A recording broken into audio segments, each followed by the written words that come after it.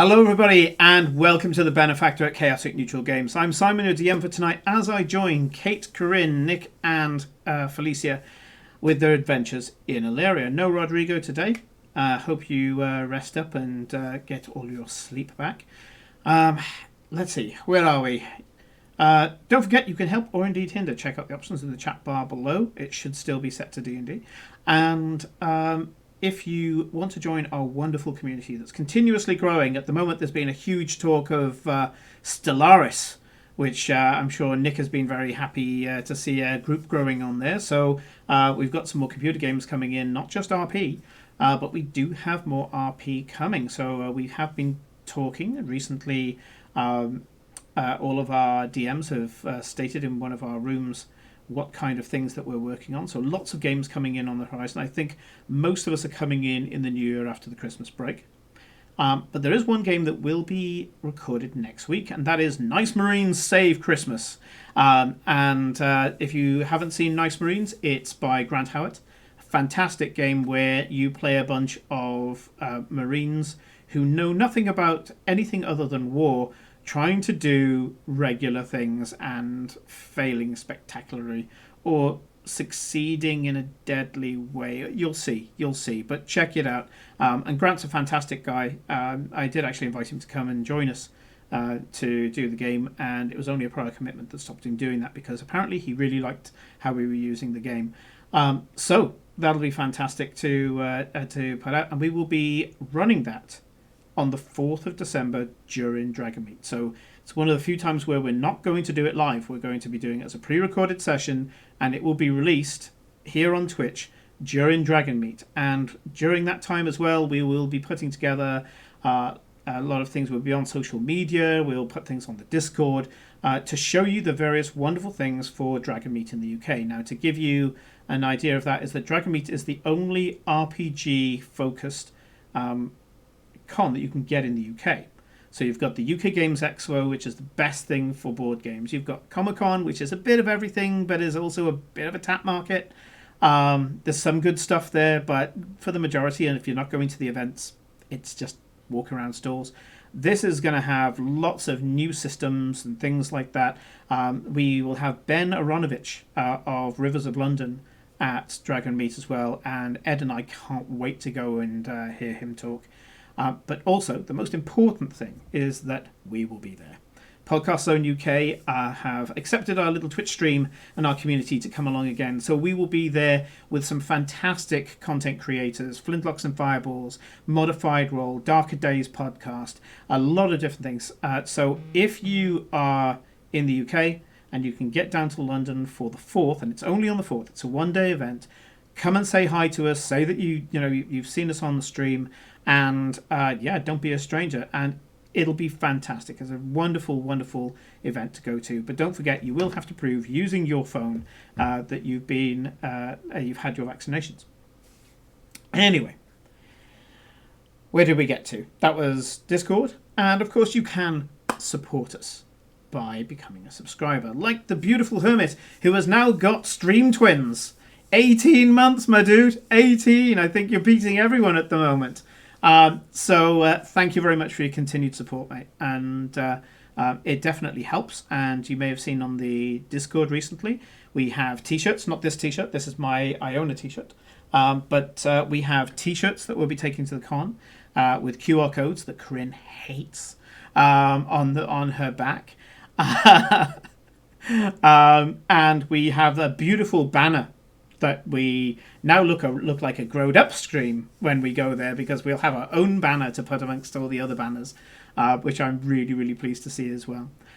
So yeah, lots going on. And yes, okay, well, at the moment we're only down to 2 games a week, but we have more DMs than ever, more writers than ever, more potential players as ever. And so it's a really exciting time for the stream. We're kind of like the quiet before the storm now, and certainly a lot of us are writing up a storm. So, previously we were in the Feywild and wrapping up a little bit of Cora's personal storyline, but now we are plugging on with the heart of Duradan, which has always been the kind of set of dungeons that have been threaded throughout this campaign. We're going to start off very briefly with the Summer King as they bid their farewells, and he's going to throw them back into the prime material plane to go and pursue wrath. So join us for episode 130 of The Benefactor.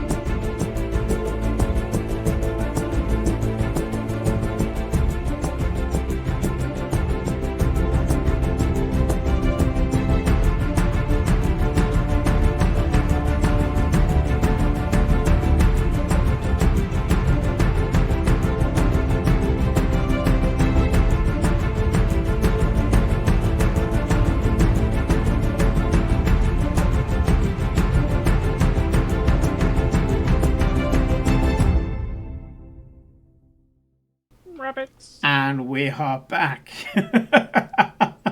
Thank you, Nick. I think you just got in there. Oh, damn. My timing's off. Close. Well, another week down, and my God, are we hurtling towards Christmas? My word. We're not allowed to use that word. No. Why? I'm sorry. Because it's still November. There's one paycheck away, man. I've got to use that word now. One paycheck. Well, technically, yeah, because you don't get paid before Christmas. You get paid after. I do. I don't. Yeah, I get paid just before. So I'm like... Yeah, I do. But I did the majority of my Christmas shopping, the big Christmas shopping today, and that is for my kids. So, now I can start calming and getting into it all. And, So, yeah. And before that, as I mentioned in the intro, we've got Dragon Meat, which we were always like, is it on, is it not on? And then we had Austria putting their lockdown on, and we're like, oh, it's probably not going to happen. I bought all the bloody t-shirts and things now, bloody hell. But I checked in with the powers that be at Dragon Meat today. It's on, we're on. So, I'm very happy for that to happen. Big thank you, by the way, to Mira. So Mira has been in the Benefactor. She's actually got the character. She's Beryl Boggs. She's done some voiceover stuff for us for the Benefactor. So she's the bugbear captain of the guard in Ostergald. And she's actually the curator, I think is what they call her, for Podcast Zone UK. And absolutely fantastic, the job that she's done. You would have thought that after a while, Dragon Meat would kind of go, what do these guys do for us? But they're very happy for us to be on board and for us to have, various Dragon Meat specific games out there to promote it. And we promote it closer to the time as well, as I did in the intro. And so,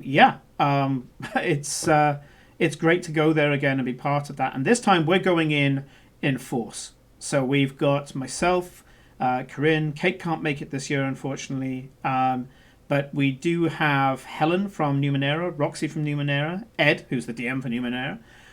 We've got Joseph from Excelsior Rising, who's going to go along as well. And we've also got one of our viewers, Ed, who's going along as well. So it's going to be great to have a few people there just to represent and say who we are. Mostly we're going to go there and we're going to talk a lot about games and shit that we've done and things that we want to do. And this is one of the big things I love about it all, is that we get to talk to others, and if they turn and say, oh, that sounds like a great idea, I'd like in on that, or whatever, we can kind of cross-pollinate and have people in for games. At the moment, all the people that have played in our games on Chaotic, we have our original guys who are around us right now, and Rodrigo, who's not here. And then for the other games, we've had a lot of other lovely people in. As I say, LJ and Roxy and Helen and Christy and Joseph and all the rest of it just coming in and being on screen with us. So this is exactly what I was hoping for, is that, it was never going to be a full-time job for us, and I'm glad that it doesn't feel like it for us as well. And the community is growing, and that means the number of games that we have going out there is growing, and also the number of games being written is growing now as well. And if you haven't seen some of the stuff that Mage Dave is writing, go and look at the GM's room in the Discord, and you'll see that there's plenty of things bubbling and brewing in our minds. And I know that Ed and Paul and a few others are going to be bringing things in the new year as well. So it looks like an exciting year ahead. There is one thing I did forget to say in my intro, and that is a little something to put a shout out to some people who gave us a discount code a long time ago. They're not sponsors of the show, because who would sponsor a bunch of people just chilling out? But they gave us a discount code, and they're lovely people, and they're part of the UK role-playing community. And it's always been lovely talking to them. So Geeky Clean, who are a UK company that make bath products, are doing a Black Friday, yes, sorry, I said it, a Black Friday deal. And that is, if you go to Geeky Clean right now, the Geeky Clean website, there is a beautiful blue and white kind of dragon egg bath bomb that you can buy. And in there is a sharp corner, deliberately sharp corner D20 with a snowman inside, a little snow scene and all the rest of it. And that's only available today. So you have to order it today for it to happen. If you go to the checkout and you put chaotic, that's our word. If you put in chaotic at checkout, you'll get 10% off. I think it's about £9, so you'll get it for just under £8. Go ahead and support these lovely, lovely people who I'm so glad they got through COVID and everything else to be able to continue being a business. And this is still their main business. It's, the 2 employees of this lovely couple. And they will be at Dragon Meet as well. So for any chaotics who are watching, when you go around the stalls, when you see Geeky Clean, go up to them, say hi on behalf of yourselves, on behalf of Chaotic Neutral Games, and give them some love. They've got some lovely products on there. I love their soaps the most. I'm afraid Lush still have my monopoly for bath bombs. Go and speak to them. They are lovely. Yeah. So, let's get into the game, shall we? When we left off, you were all in the Feywild. Mm-hmm. Taken there by your resident part Fey now, Cora. She may not be a gnome or an elf or an eladrin or anything like that, but our little halfling, over the years, has started to become a little more Fey-like. Now able to traverse between the waking world and part of the Feywild, which is linked to dreaming and emotion, specifically the Summerlands, ruled over by the Summer King, the champion of passion and rage. He spoke to you about the times ahead. The pledge also that when you need him and his host, his army, will be there waiting to fight by your side. In a way, he was cheated out of his last great battle, but took it in good stead, knowing that there were going to be larger and larger enemies in your future. And when needed, depending on how you want to use him, the summer host will be at your command. You spoke about a number of things. In particular, he spoke to Cora about how she felt about immortality. It was a poignant discussion, considering they had with them, for a day, Pa Gatherall, her father, who died a long time ago, actually a few years ago, actually. And now, very soon, we'll be going back into the Astral Sea.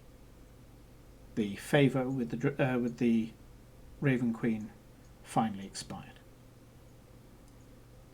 You say your goodbyes. He seems happy, resolute, grateful for the experience that he's had. Especially considering his time was somewhat dilated by the fact that you're in the Feywild, a place where time moves differently. Cheated a little bit extra experience out of that. He takes the time to spend some quiet time with each his wife and his individual children. He takes Milo off to a river and they fish. All the things that they need provided for by the Summer King. He speaks to his daughter, his slightly older daughter, who is expecting a child. He sits under a tree and starts talking for all sorts of things with his youngest daughter, and then eventually takes Cora to one side. And after the discussions you had in the previous session, he starts to talk to you about something and nothing. Starts to give you silly little halfling wisdoms and sayings and witticisms, and ambles along different anecdotes, and just allows the time to pass normally, beautifully normally, as all of the craziness that has beset you throughout your adventures is now offset by this beautifully mundane moment between father and daughter. He takes Lavinia, his wife, off for a walk into the forest, and of all the divisions of his time, this takes the longest. When he comes back, Lavinia clearly at some point has been crying, but she also looks happy, satisfied, kind of grounded in her new state. He thanks the king, and previously he went for a short walk with Enola. He goes up, kisses Enola's hand, and says, "Remember, lass." Enola gives a curt bow, and he says, "Right, you lot," and he points to Cora and the rest of the adventurers, "you got things you need to do. There's work to be done. And, well, this work's going to be leading to the safety of my family. So I happen to take it seriously. Enough laying about. It's time you got on with it." He draws himself up to his full 3 foot of height and kind of grabs hold of the lapels of his waistcoat and says, "Cora, Taro, look after yourself. Our family's never had a champion before.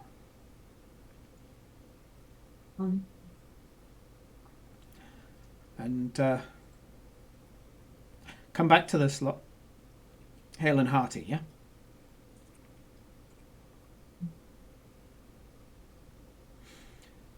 Okay. Well,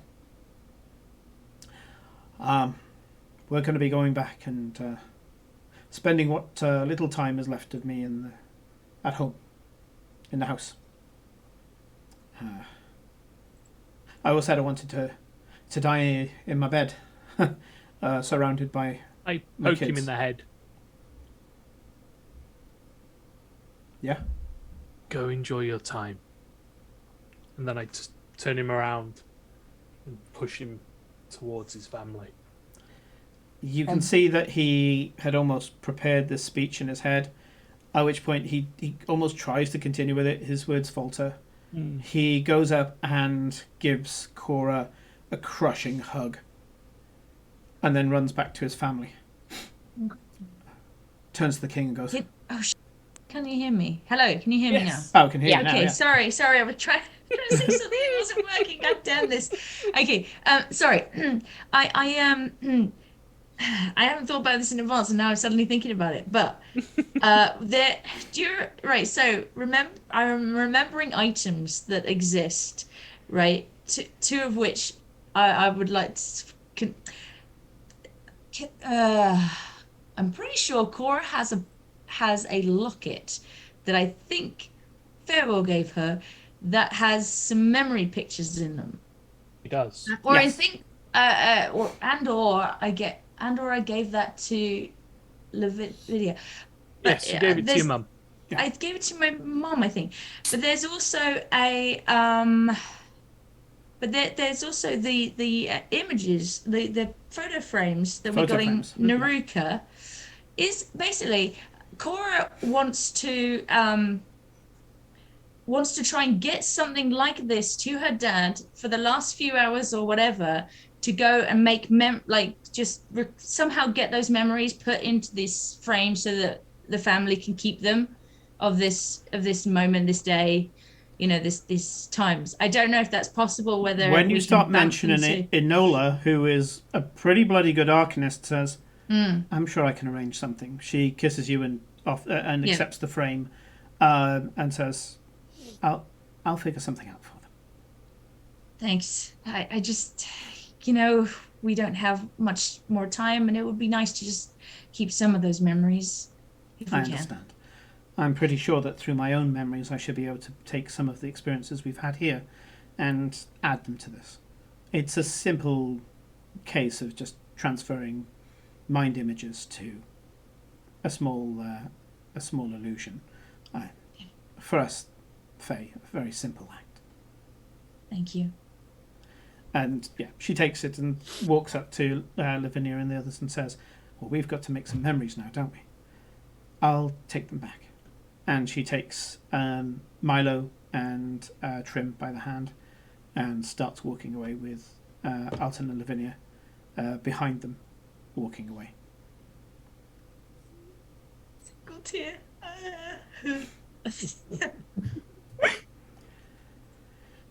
The king turns round to you.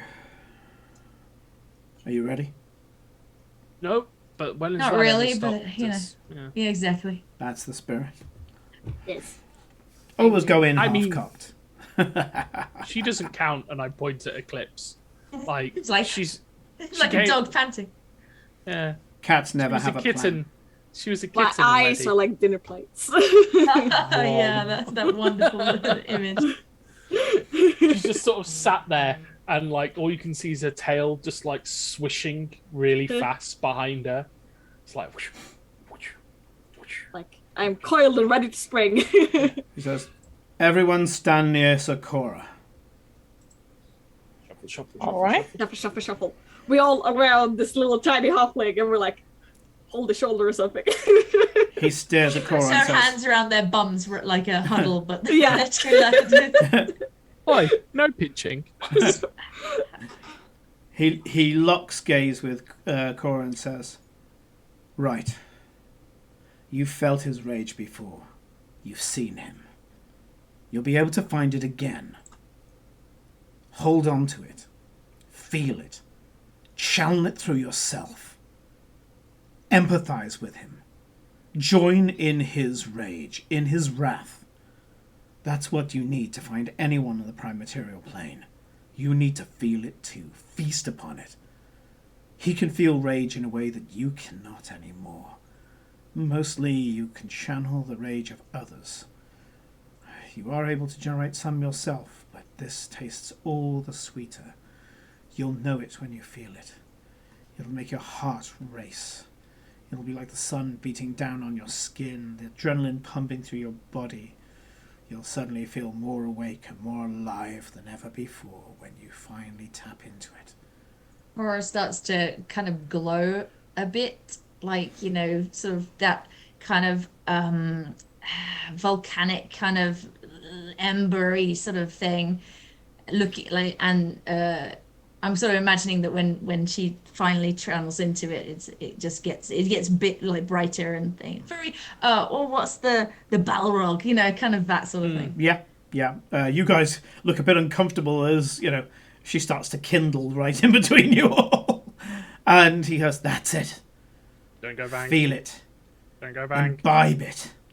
Surround yourself with it. And finally let go. And when you let go, find that thread that pulls you through reality and pull. And he just stares as you get brighter and brighter. And yeah, Cora, you feel this strange tether. It doesn't have a direction. If anything, the tether kind of goes deeper inside yourself as, your breath starts to, your chest starts to rise and fall.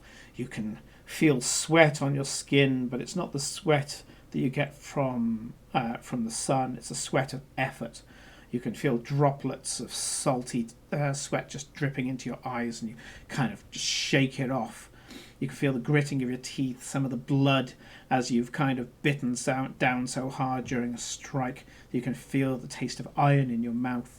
You feel the muscles, even though you haven't done much today, the muscles in your arms, you can feel where they've ripped and they've started to bind and burst. You can feel that the ripping and the reforming all the time means that these muscles are now honed to perfection. You constantly Everyone, walk. hold on to me. I hold your head. I hold my hands out, but obviously I only have 2 hands, and there's more of us. So Yeah. At first I tried to grab for a tail. I'm like, no, can't have No that. tail. No tail, no tail. only hand. There's a I point where imagine you there's know 2 that tails around her waist, though. Oh, I mean, yeah, I can Yeah. I can twirl my tail. Monkey like. you feel Monkey. an ageless rage and purpose. Something where he doesn't feel the passage of time. You can feel a person empowered by something where it's taken the place of sleep. He imbibes on an energy himself that goes beyond any form of mortal can. And at that point, you pull. I would like everybody to make me acrobatics checks, please. Acrobatics, you say? Ooh. Hey, remember you get auto guidance because you have the Oh, coin. Yeah, yeah. you have the coin. Yep, that's true. I always have a plus. Well, not a +4, a Plus roll D4. of a 4. Yeah. Oh no. Liable talent, dirty Where? talent. Where is the? Acrobatics. If you've got your D&D Beyond thing, it can I roll was for looking you. for the. That's what I was looking for, but for some reason the little dice wasn't coming up. So let me try again. View campaign. 18 for farewell. Okay. 18 for glory. Yeah. There is the little dice. That's what I want. Where are you, little dice? D20. Ooh. Okay. Okay, hold on. I didn't. Well, you rolled 19 on you 19 add. plus 2 Plus a D4. Yeah. a D4. Oh, it's only a 1. It's a one. So 20 plus 2, so 22. Yeah.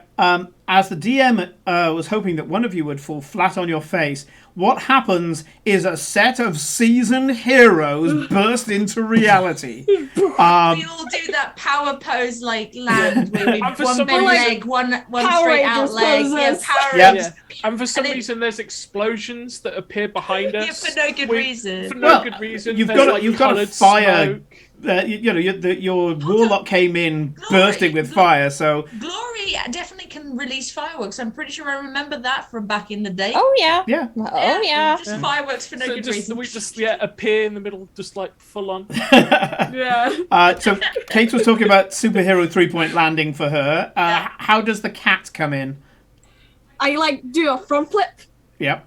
and then I land over 2 paws, and I'm ready to fight. Okay. How does the winged half dragon come in? Or does she just not hit the floor? She just Yeah, no. Just Yeah.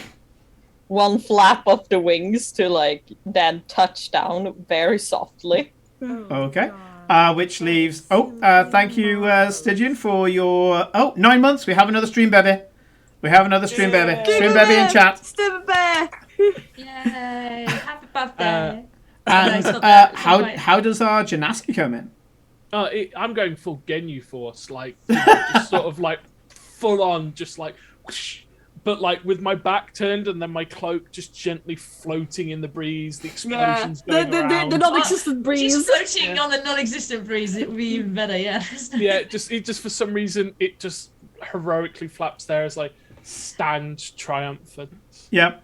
in the perfect pose. It's like And then I may have I may have what's it called thaumaturgy, which allows you to do stuff like that, but it's a case of this ain't thaumaturgy anymore. This just happens for me now. yeah, it just I don't know why, but every time I appear anywhere for the first time, this is just how I enter. Not sure. So you jump in this wonderful array of the half dragon straight up into the air, the cat, wow, and the two friends Lashed jumping up. in and kind of hitting a pose straight away as they hit the floor, and it turns out you have an audience Oh, great! as a bunch of humanoids that you can't really tell what they are. So first of all, you land in what seems to be like a vaulted cellar, maybe? Maybe is it under a city or something? I mean, you can see the very It's not a sewer, is it? typical. No, it's not. It's not a sewer. It's got like a a nondescript flagstone floor, not particularly ornate, but neither is it like sewer stuff. You can see the vaulted ceiling above you, and sure enough, it's got a pointed arch, and split into four. Each one goes to a pillar, and you can see that this room has got like a grid of them. So it's the type of cellar you'd expect under a castle or something. It's beautiful. I mean, it's well made. It's not particularly adorned.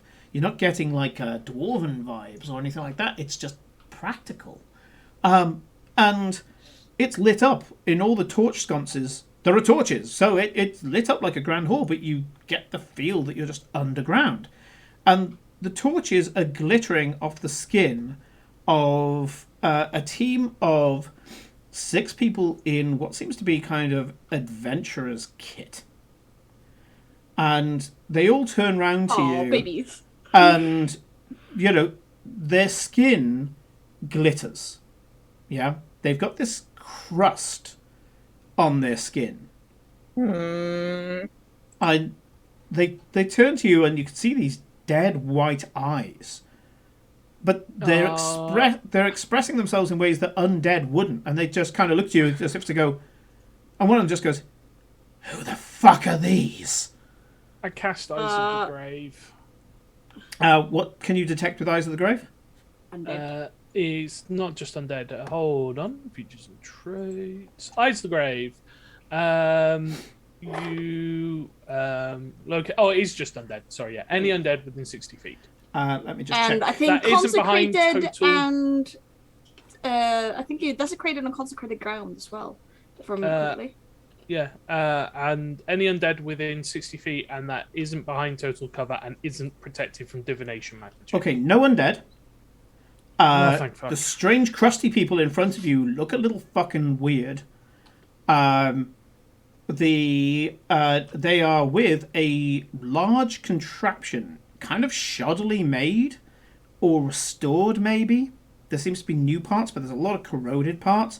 And this is clearly some sort of tunneling device, because it's before you arrived, it was beating the shit out of one of the walls of this chamber to go in a particular direction. And clearly it's being operated by these 6 crusty fuckers who just look at you and they say, who the fuck are these guys? I will allow, Hi. if anybody would like to either make a social check or you can make a observation check. I won't allow both. Okay, I can. Hello, Well- fellow travelers. We just came through a portal. Who may you be? And you're speaking in common, yeah? Yes, unless because they were speaking common. Yeah. Because you, yeah. They all look at each other very quickly, as if they've just, like they're having a conversation. There's a kind of, and one I of you can goes, read lips, by the way, Simon. they don't move their lips. Okay. I'm And just throwing that out there. The one that talks before I goes, didn't- "Who are you? Who do you serve?" I am Eclipse of the Moon. I serve Yourself. myself. You won't for very long. Who are you? Get them.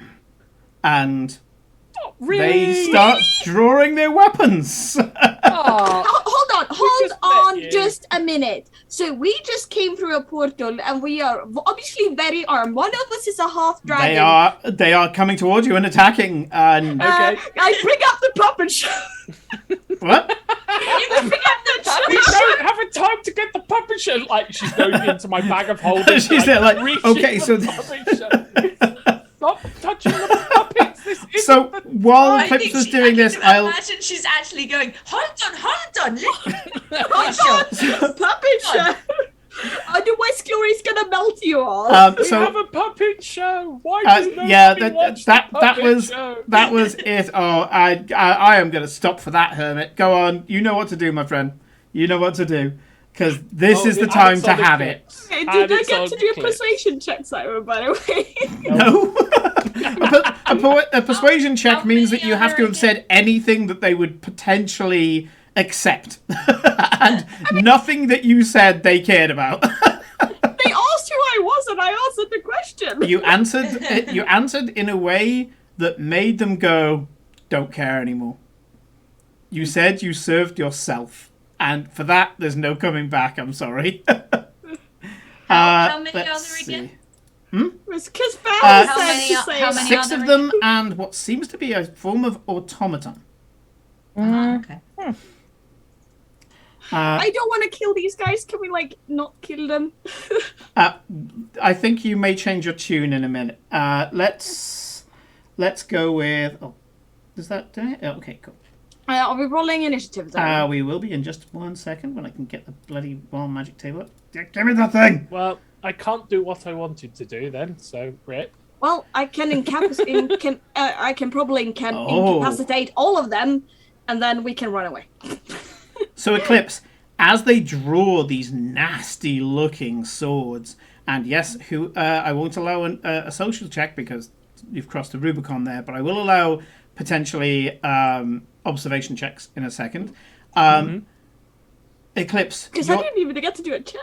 no, you didn't get to do a check. Sometimes what you Sometimes say it's just how it completely takes the DC out of anything. Yeah. Well, okay, I won't do conversation now. I will just state my intention next time because I cannot speak apparently. But sometimes what you say they will absolutely love, and sometimes you'll hit the one thing. When you find out what these are, you'll realize that why they were just like, oh, you serve yourself, do you? How quaint. Okay, fine. However, as they come towards you, there's a tickling sensation in your mouth as your tongue starts to sprout lots of little legs. Ah! At the end of your tongue, a pair of pincers painfully come out as your tongue turns into a centipede. That's I still throw an acid ball at them. No, this is wild magic, Felicia. this is wild magic. Yeah, Okay, yeah. thank you. You're not in combat at the moment. This is the wild magic effect. Okay, good. Because if that was happening to Glory, then there would be. Oh no, this is only happening to Acid. Eclipse. So Eclipse, your tongue has turned into a centipede that is attached to the back of your throat still. And you can now speak any language. Okay. And you're aware of this. You're aware that you can now speak any language, which means also understanding any language until I say otherwise.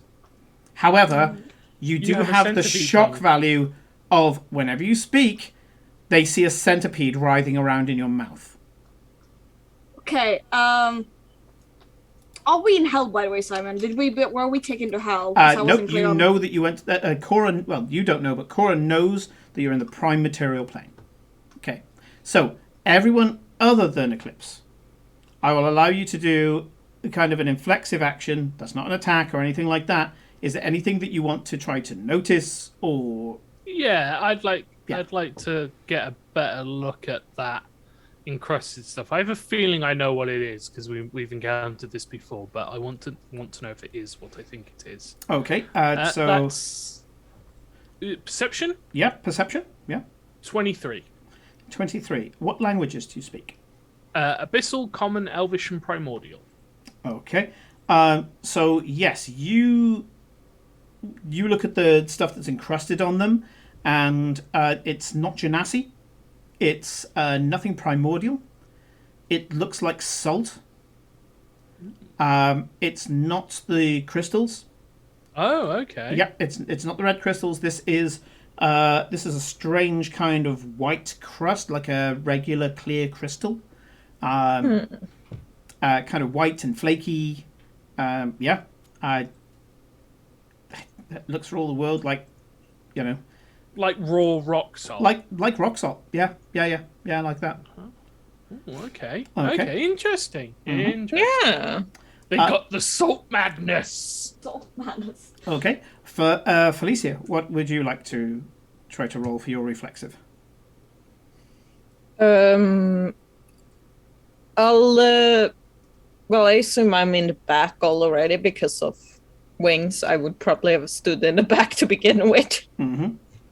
to not be in the way, but Well, you said you flew up into the air anyway, so you're kind of up yeah, there. so I'm not too off. I was thinking of I want to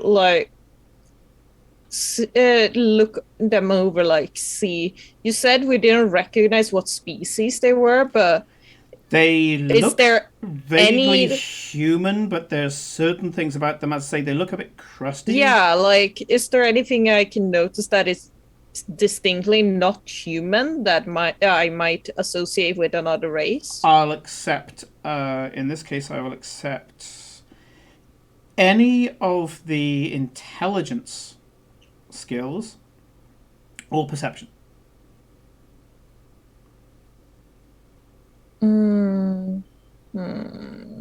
Int or perception, you say? Yeah. Nick specified that he was studying the substance that was on them, so Yeah, I would like to use perception then. on the bodies themselves, the anatomy Yeah. and stuff. Yeah, okay, cool. Go for it. 15 plus 6, that's a 21. Okay. Yeah, there's a few things that you notice. The nails don't look right. The nails are almost completely transparent, and kind of a little shiny, crusty kind of thing, slightly frosted. Also, you can see as they're talking, the teeth shine a little too much, and it's at that point that you go crystal teeth,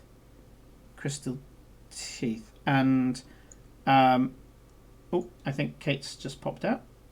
Yeah, probably. Yeah. I will. She'll be back in a second. Yeah, that's fine. I will come in with my phone for a second. It sticks. Oh, hang on. I need to sort out the waiting room. There we go.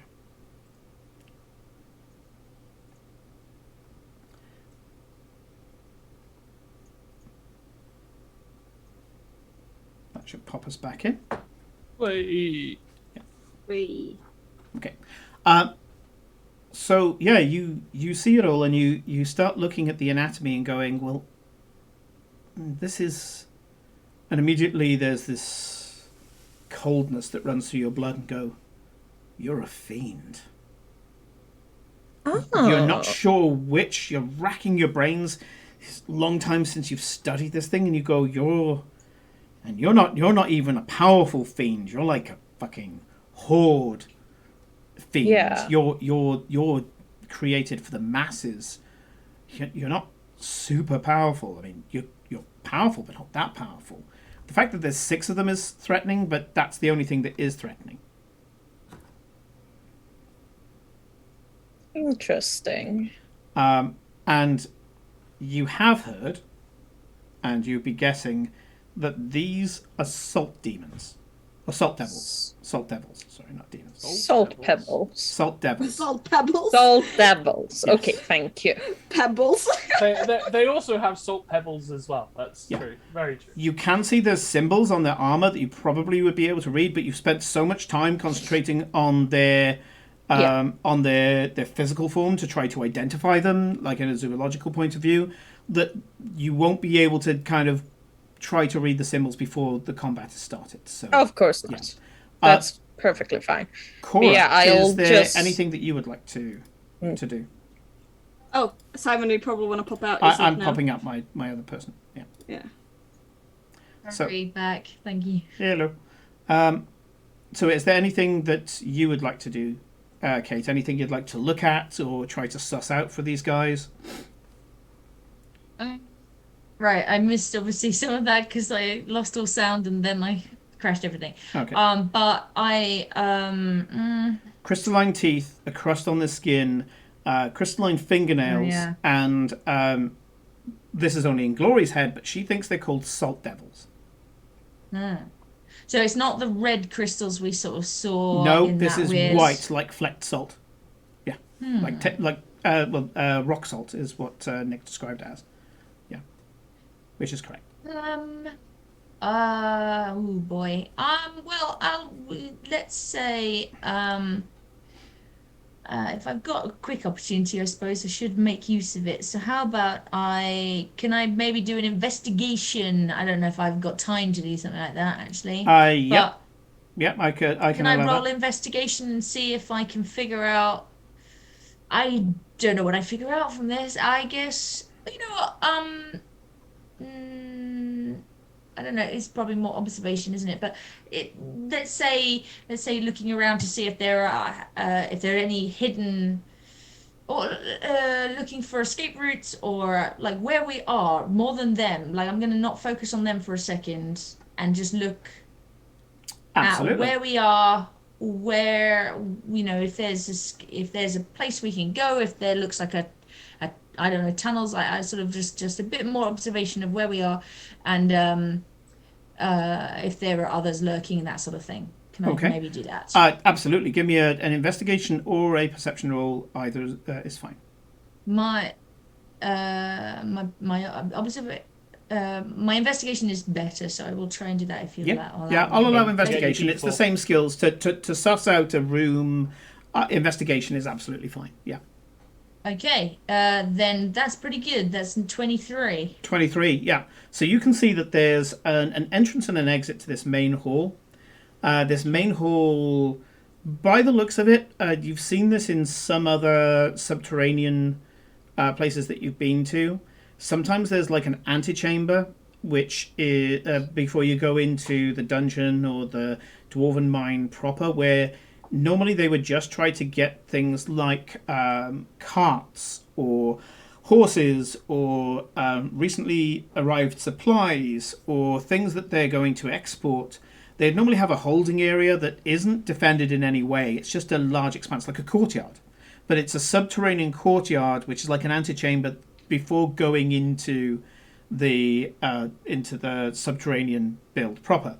That's what you're getting here. You're like, yeah, this. I know exactly what this is. This is definitely one of those places where they would normally have horses and carts and pallets with goods on and things like that. Yeah, if this was a mine, it would probably have like different crates all crated up with ores and stone and sand and silt and whatever they're trading in. Clearly, it's not been used in a very, very long time. And you can see, looking behind you as your head darts around, the entrance is an entrance that you think was once maybe filled in, not collapsed, but filled in, and has recently been excavated. The place where this giant automaton, and it looks slightly dwarvish, the automaton, is bashing away at the wall, taking out bricks and starting to scoop out soil, is around about, I'd say about 60 foot away from what you think is the official entrance. The official entrance has a semicircular door that looks like it has some sort of mechanism that makes the door just fold into the floor, by the looks of it. It is glowing with really powerful runes. When you look at these runes, you're an arcanist in a way that you can conjure things through your patron and all the rest of it. So you can just feel power and shape it using emotion. And with the second you look at these runes, you go, "Wow, that's powerful. That's hella powerful." A wizard would probably say it's of the ninth circle. Yeah. Oh, okay. And you're just like, fuck, and you have a feeling those runes are the ones you need to manipulate to open this gigantic door. It appears that these salt devils have decided that they don't want to use that door at all and are going to try to bash their way around the door by just going along the wall, taking down the wall, and mining their way through instead. I guess that's a way to do it. Because you got so high, Kate, I will say that you can see that the automaton scraped out some soil, which you think was filler soil between this slightly curved wall, part of the vaulted ceiling. And they've scooped out the soil, which was just a filler. And the rock that's behind is basalt, an incredibly hard rock. You have a feeling that their plan was doomed to failure. Even this automaton would probably wear itself into a battered heap before they got even maybe 20, 30 foot into this mountain. Whoever mined this mountain out, if this mountain's made of basalt, whoever mined this out was damn good. Even dwarves will often think, well, okay, only if this is like a siege place, because we don't want other people being able to mine in and undermine us or sap us. Yeah, they were trying something that was kind of futile, in a way. So yeah, there's an escape behind you. There's a runed kind of rune tech mechanical door in front of you, and then just off to the side, this scene which you have plopped yourself down in front of. And at that point, we go into initiative. So I rolled mine a little earlier, so I have mine already. Okay. Yeah, you got a 10 or 11, didn't Yeah, I you? got a 10. You got a 10. I got a 13. Not great. I had a plan to improve that, but we landed in a bad place. But I will fix afterwards. Okay. Don't worry. How much I did you get, can't Kate? roll 13, but I can't roll guidance for initiative, can I? Why is The your coin. why is your initiative at 17.15 farewell? It does that sometimes. It does that sometimes. And Kate, I believe initiative is a skill check, isn't it? It is a skill check. Yeah, so you get the D4. Okay, Yeah. well, I'll add the d4 just in case. Yeah, because if you're trying to jump Oh, somebody, you can get the course, priest so- to give the rogue guidance on the initiative check, so the rogue goes in, and especially if they're assassin. Okay. Yeah, you can Well, buff the shit out of it. that makes it not a 13, but a 17 then. Yeah, 17, okay. Mine's also a 17. And Felicia. I couldn't hear you. 3. 3, okay. Bring up the rear. Very important. Bringing up the rear is important in all tactical situations.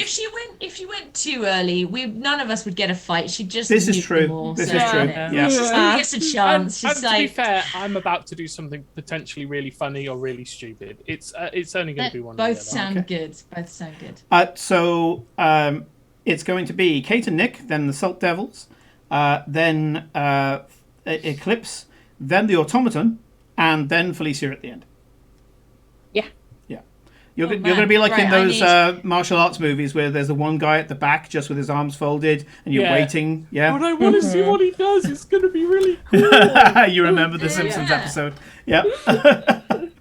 Okay, so Standing there.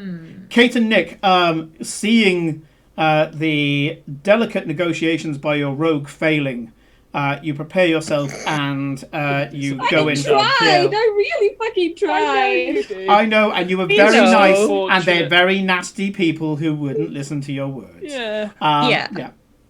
But now I do it dumb. Yeah. It'd be interesting if you said, "Oh, I served the Raven Queen," at which point they were going, hang on a sec. But no, you said you served yourself, and they just didn't like that answer. So. Well, no, Well, that's what technically- Farewell told me to say. Yeah, they asked her who she served, and that's She the said truth. the truth. Yeah. Yeah. Yeah, it's You Eclipse. should always tell the truth, even if it makes a bunch of devils attack you. Yes, devils only respect authority. If you serve yourself, you clearly have no authority. So yeah. So, Kate, if you don't mind, if I go first. No, you go for it. Go for it if you got it, because I'm searching through my stuff again. Farewell sort of claps his hands together, and a 30-foot storm cloud appears above the group and drops 10 gallons of clean water on top of them. Jeez. Okay. What does that do? I cast Create Water, and I can create up to 10 gallons of clean water, or I can have it fall as rain in a 30-foot cube. So there's salt demons, and there's water, so I'm doing a dump. And I'm basically dumping water on the salt demons just to see what it does. Because I'm curious. And you never know, they might fall over, at which point that might make our lives easier. As much as I would have loved for it to be the whole kind of melting, what a and yeah, I mean, I am salt, I am water. It should work, but looking at the sheet, no, it doesn't do a thing. But points for creativity. I feel like that my level 1 transmutation spell that I get because I'm a water genasi is not powerful enough and will complain at wizards. Yeah. QQ. Dear Wizards of the Coast, I tried to use a racial trait to get rid of 6 creatures, and it didn't one-shot them. I complain. Yeah, I complain now. QQ. Okay. Well, that's annoying. Did they at least fall over? At least 10 gallons of water dropping on them. Yeah, do they pop? Do they get It soaks them. They're a little more angry. Oh, so it's an impromptu wet t-shirt yeah. Yeah. Okay. Through their shirts, and you can see they've kind of got like basic blouse and shirts on. You can now see that their bodies are as crusty as their faces. So yeah. crusty? Shit. Okay, well that's fine. I put my hand on my spirit on my holy symbol, and I cast my spiritual weapon. Yep. Behind, I don't know, the middle one. Yep. And attack it with a spectral mace. Go for it. It is a natural 1, but it's a plus 11 to hit, so it's a 12 overall. But it is a natural 1. A natural 1, yeah. Yeah. I think with weapons it's somewhat automatic. And so but it woof. as the guy kind of like shakes off the thing, it goes. So depressed. Yeah. Not your finest. Oh, come on. I'm like, come on. I mean, they're salt. They're made out of salt. Why? I mean, It's like, I use my brain and everything. They should be shorter. I will accept shorter, maybe a bit thinner, but just nothing. This is bullshit. That's my turn. Kate, what are you doing? Right. Eldritch Blast. Yeah, well, I was debating between Eldritch Blast, and I often can forget because it's not on my D&D Beyond that well, it might be, but hidden a bit more, is that I have, because of this ring, that Firebolt spell. Yeah. Oh, yeah. But I think... Yeah, I think I'm just going to go for a good old classic Eldritch Blast, to be honest. Eldritch Blast. Eldritch Blast. So yeah, I will... I was just going to remind myself, like, I mean, as a warlock, times now, right? Eldritch Blast is never a bad idea. You do actually get 3 beams now. Yeah, you get 3 decent blasts. Yeah, it's like, it's a magical machine gun. No one ever gets bored of magical minigun. It's... No, I mean, come on. My Eldritch Blast goes brrr. And so I can't remember. Do I need to sort of dictate who I'm firing at first, or can I fire at one, see how it goes, and then fire you can again, kind of you can say which one. I can almost guarantee you that these look so damn hardy that you may as well just all hit the same guy this time round. Yeah. Okay. All right. Let's pick the closest one, I guess, who's getting closest, and I will blast them and just blast him. All right. Oh, not. Wait, is that damage? What did I just do? Hold on. You rolled. I rolled the wrong thing. Yeah, you Okay, rolled let's damage. try this again. I know what I'm doing. Oof. You sure? That's a 19. 19 to hit. That hits. Damage, please. Okay, I'll do the damage again. That's worse. 7. Ooh, you rolled a 1 on your D10. Yep. No. Brutal. Oh. Yeah. That's I painful. should have picked the last damage, but I did in the wrong order. So Yep. it's fine. It hits. The damage seems 7 to health be points. all the damage seems to go through as there's a crunching sound from the force hitting the skin. All right, Go again. him again. Okay, that's an 18 to hit. Does that actually hit? That hits again. Yeah. All So anyway, I right. started blasting. I started blasting. 10 damage for that one. Yeah. Again, All right, here we a go. loud crack from the skin. 24 to hit. This one definitely hits. Definitely hits. Yeah. Ugh, I rolled a 1 again. Okay, 7 damage. Yeah. I mean, you can hear this as this thing's charging towards you now. Yeah, you've done some damage. You're thinking, I can see the Eldritch cracks in this damage. person's skin. I can see that they're now a little more misshapen. And instead of running like a human now, they're kind of loping towards you. Their body a little uneven. And yeah, that's them as they attack you. You can see that as they're charging towards you, their fingernails are growing, but they have got these cruel-looking swords as well. I turn to Glory, and if I have enough time to just quickly go, well, I helped a little. Oh, a little bit. Okay. Let's see. Oof. Yeah. Okay. So the one that is charging at you, Cora, starts to speak in Infernal, which, of course, I understand now. you understand now. And I believe Felicia could understand anyway. Yeah. Yeah. You hear him say, Lord Mammon, take the pain of this body and throw it into the unfaithful. Let her kneel before you, and you may taste the suffering as she serves us.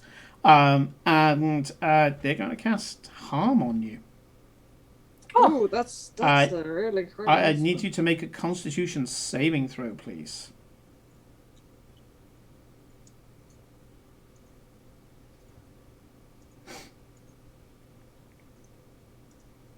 Ouch.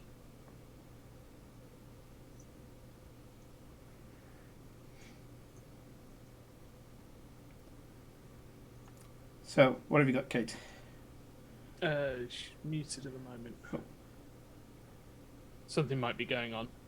Right. Wait, sorry.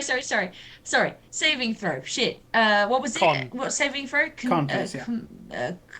That's. Oh, I rolled from a 19 to a 3. God damn it! I Simon. got a 5. I use my reaction. I turn around, and as I see like that spell hit Cora, and it looks like it does damage, I just hold out my hand, and as I do, I turn it backwards, and I draw it back just a couple of seconds, and I cast Chronal Shift, which allows her to make the save. Allows her to make the save again, or to... Yeah. Yeah. She can re-roll the So, save. this only happens from Farewell's point of view. As he kind of spits these words in Cora's direction, blackened veins start to consume Cora's skin. You take a look at it, grab hold, and it looks like you're trying to grab hold of air, but you grab hold of time and you go, nope, and pull it back. Fuck you. As you do so, it goes... Cora, Let's see if I roll re-roll. better.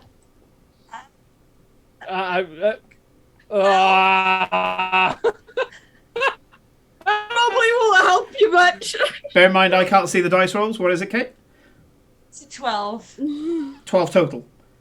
Yes, yeah, it was a 10 plus 2. Yeah. Okay. 12. Sorry, Kate. Kate, That's take consti- yeah, 48, these. take 48 points of damage, Oof. and your hit point maximum goes down by that By same 48. amount. Yeah. Yeah. Oh, how do I? Oh, wait. So how do I do that? Okay. So go on. Click on your health Yeah. where it says override max HP. Ah, yes. So what was it? type 40. Type in whatever your HP would be less 48. Yeah. Into that box. What was your My max HP is 107. Yeah. I've just gone down to Wow. 59. Yep. So in the override max HP type. It's now 59. Yeah. 59. Until I say otherwise, your maximum hit points is 59 hit points. Oh yeah, I see. Cool, it does it. Okay, Okay. cool. This is fine. Yeah, it's fine. This is fine. Yeah. Fine. So Motherfucker, you're that's gonna make what- me spend spell slots. that's what he does. Motherfucker. That's what he's trying to do. The second one sees that someone has successfully cursed you in the name of Mammon, and he leaps in the air, comes down with these cruel-looking scimitars, and starts to attack Cora. So I'm going to No do. reaction. Hmm? It's like I've got no more reactions. Yeah, you got no more reactions. Yeah, just this double slash, boom, boom, with the scimitar. So first one is 15 to hit. My armor class is 16. Yeah, you dodge out the way. This you're more accustomed to. This sudden invoking of the Devil Lord Mammon was something that took you by surprise. But you saw the scimitars coming. Does 16 hit you? 16 is my armor class, so yes. So it does hit you. Right? Yeah. Okay, so take 9 points of slashing. This doesn't reduce your maximum. Sure hope not. And so... I have you ha- Hellish Rebuke. I can use that, can't I? yeah, you can in just a sec. Mm. First of all, I need yeah, you to when- do another Constitution saving throw. Oh. Oh, God! Ah! Why are you rolling for shit? I don't play D&D Beyond. I got a 4. Okay. So you also take 7 points of necrotic damage. Oh, okay. Motherfucker, you're gonna make me spend spell slots. This is fine. Motherfucker. Yeah. Please, yeah, help. Kill Sorry, it! So, Kill it! This scimitar Uh-huh.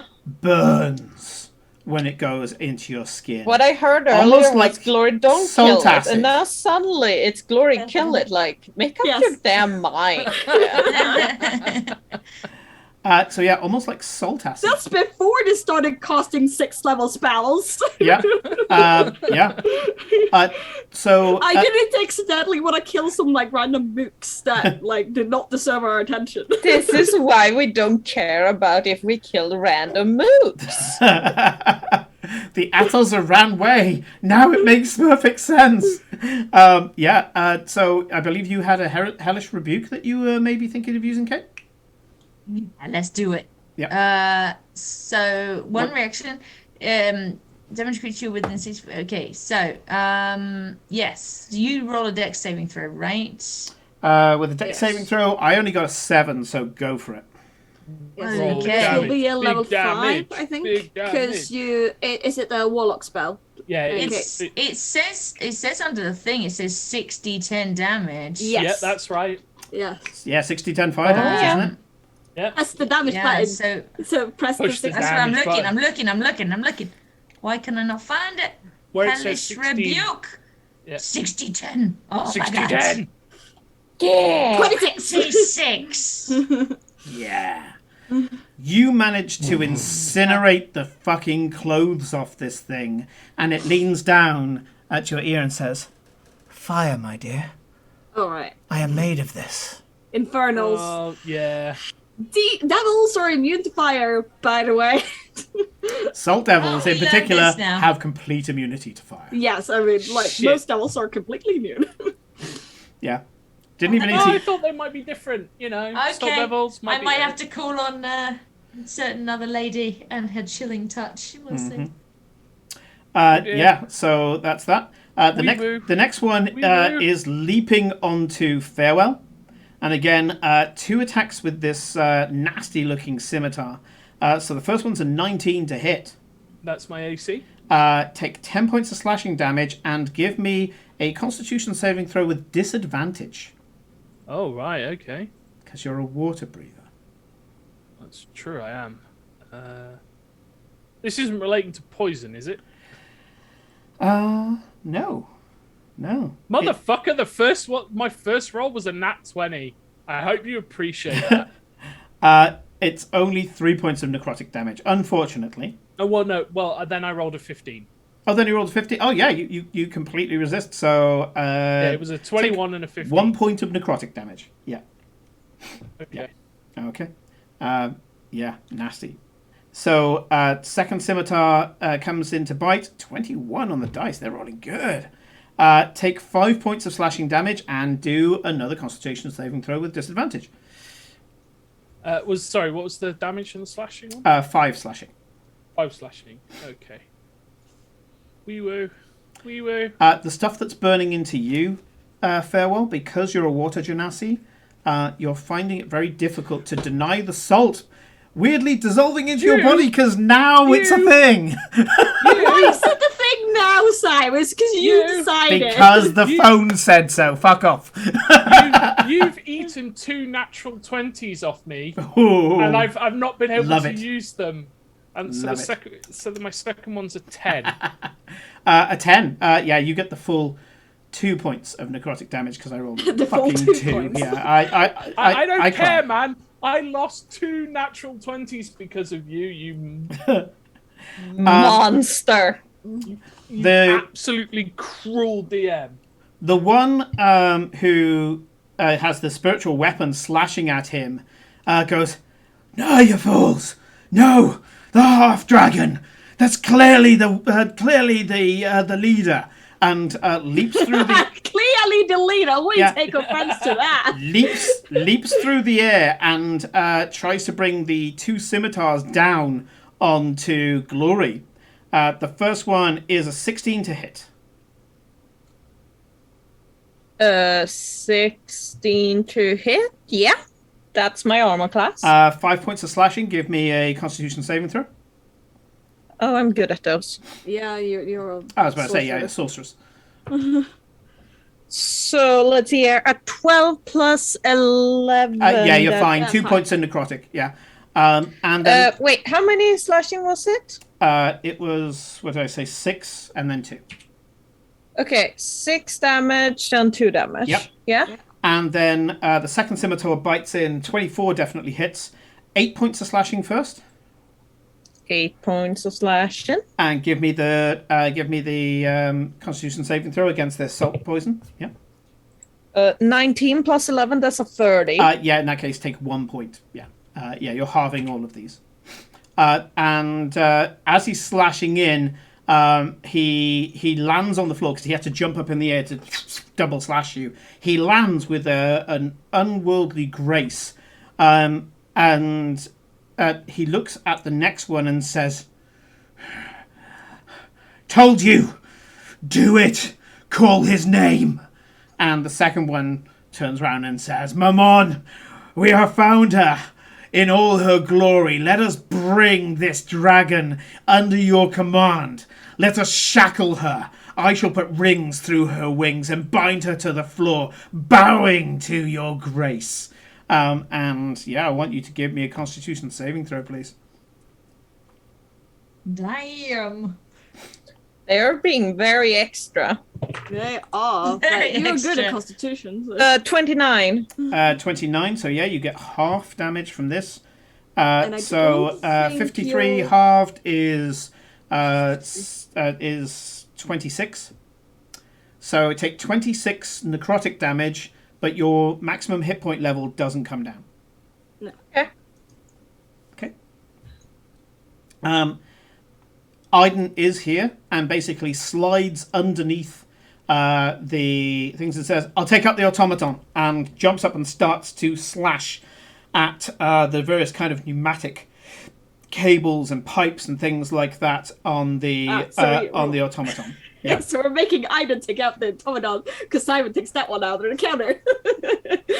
That was the scale down. So I was just like, yeah, the automaton's not. Yeah. It's not a thing. So yeah, It's like, you can see as this beautiful glowing sword starts slashing through these pneumatic lines, making the automaton start to buckle and convulse.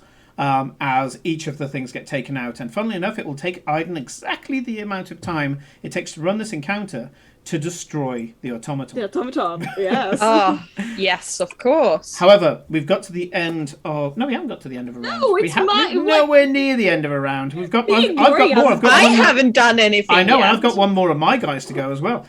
So the final one is going to come in and try to attack Eclipse. So the first scimitar comes in 14, meh. The second one is a 24 to hit, which I believe hits. So 9 points of slashing damage. Yeah, yes, 9 points of slashing damage. Why do I get the most points, Simon? Why? Constitution saving throw, please. I cry. Ooh, 21. Fuck you. 2 points of necrotic damage as, it hurts, it stings. It's literally salt in the wounds. But yeah, you're able to bear up for now. Corinne, what does Eclipse do? You've got 6 of these salt devils attacking. You're engaged with one of them. Yes. I am checking. So. Big Bad Wolf, if you want to know where these things are from. So the Salt Devils come from the Tome of Beasts, as does the Dwergar Hammerer, which is a lovely kind of add-on for this. And the big automaton was supposed to be the hit me, but I've added a few little twists of my own. And so yes, this is the entire campaign is from me, and it is a long saga campaign, which I'm not going to do many of those after I finish this, because we've been doing this for 3 years now. Okay, so You are engaged with one of them. I'm engaged with one of them. That's fine. I'm thinking. Do I mean, ideally I want to hide, but to hide I need to be able to disengage. Which I can just walk out of his thing and take a hit, I guess. Yeah, if you want. Okay, so I'm gonna walk away from the guy and be like, as I... Big Bad Wolf, one of the nasty things about this is that Nick is playing a water genasi. So take a look at what the Salt Devils do to anything that has a water form or has water breathing. It's pretty nasty. Motherfucker. And the Natural 20. And the first thing Nick did was try to deluge them with water, but it didn't work. So it should have worked, but yeah. I've slightly CGI'd these Salt Devils as well. So what was that, Corinne? Yes, I walk away from the guy. Oh, He okay. needs Attack of opportunity. So that is a 13 to hit. Carry on. He fails. Yep. Great. I hide. Yep. You hate? You duck behind a pillar or something like that. That's fine. Yep. Yeah, I hide. If you want to know my score. We don't need to know your score. 30. It's always in the 30. Yeah. It's fucking rogues. What can I say? Carry on. And so, how are they all kind of clumped up at the moment, Evan? No, you've got 2 of them on Cora, 1 of them on you, 1 of them on Nick, and 2 of them on Felicia. Oh, Yeah, wow. but we were all clumped up when we got, because we were all on Cora. Yes, but they're all kind of surrounding you and stuff. But also They're in like a semicircle. They're kind of surrounding you, and also Glory did back out the way when she came out of the teleport. She did say she banked around, and she's kind of flying up in the air. So these guys have had to do these big kind of Naruto jumps to attack her.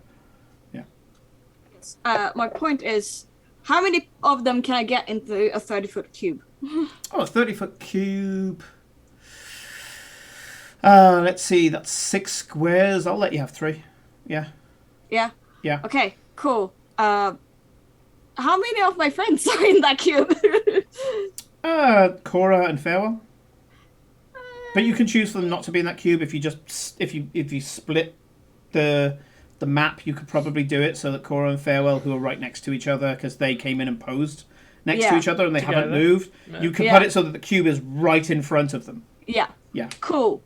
I was thinking some hypnotic pattern to essentially CC them until. Sure, absolutely. Setting up the glass cannons and come in and what the fuck them. Absolutely. So essentially CC them. So they need, and this, because I am a magical ambusher now. Ooh. I have, where is it? Magical ambush. Well, if you're hidden from a creature, when you cast a spell on it, the creature has disadvantage on any saving throw it makes against the spell this turn. This is important. This is so any spell that you have, the save it has disadvantage. Yeah. Yeah. Okay. This is important because these things have advantage, so the two cancel out. Yes. Yeah. Okay. So what's the save that I have to do, and what is the target number? It is wisdom, and the target number is 17. Fuck. Okay. Sure. Okay, so let's see.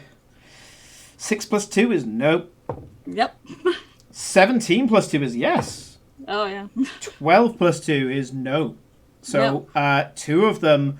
So that would be the one on one of the ones on Phil. That's number 4 and number 6 are both. What is it? Stunned, charmed. They are charmed, and their speed is 0. They can't do anything. They are incapacitated. And that's the big word, isn't it? It's the incapacitated keyword. Yeah. So yeah, two of them watch as the light starts to shine off their crystalline forms, and you watch as the light just pierces into their body, and they start to just look catatonically at the spell. Well done. You're now only attacking 4 of them for now. Are you June throat singing here? Yeah. The Saduka. Is that all of your turn, Corinne? Yes, I moved. Yeah, because you moved here. I moved bonus action. I thought the magical resistance would stop this kind of thing happening, but you used magical ambusher. You hear a large hiss, and water gushes over the floor as Aiden manages to get one of the major pneumatic lines, and you can see that one of the arms on the automaton just starts to slowly go limp to the side of this creature. Glory. Yes. What are you doing? It's time. Let me just double check now. Do they still have disadvantage on things? No. No. They only have disadvantage on the ambusher.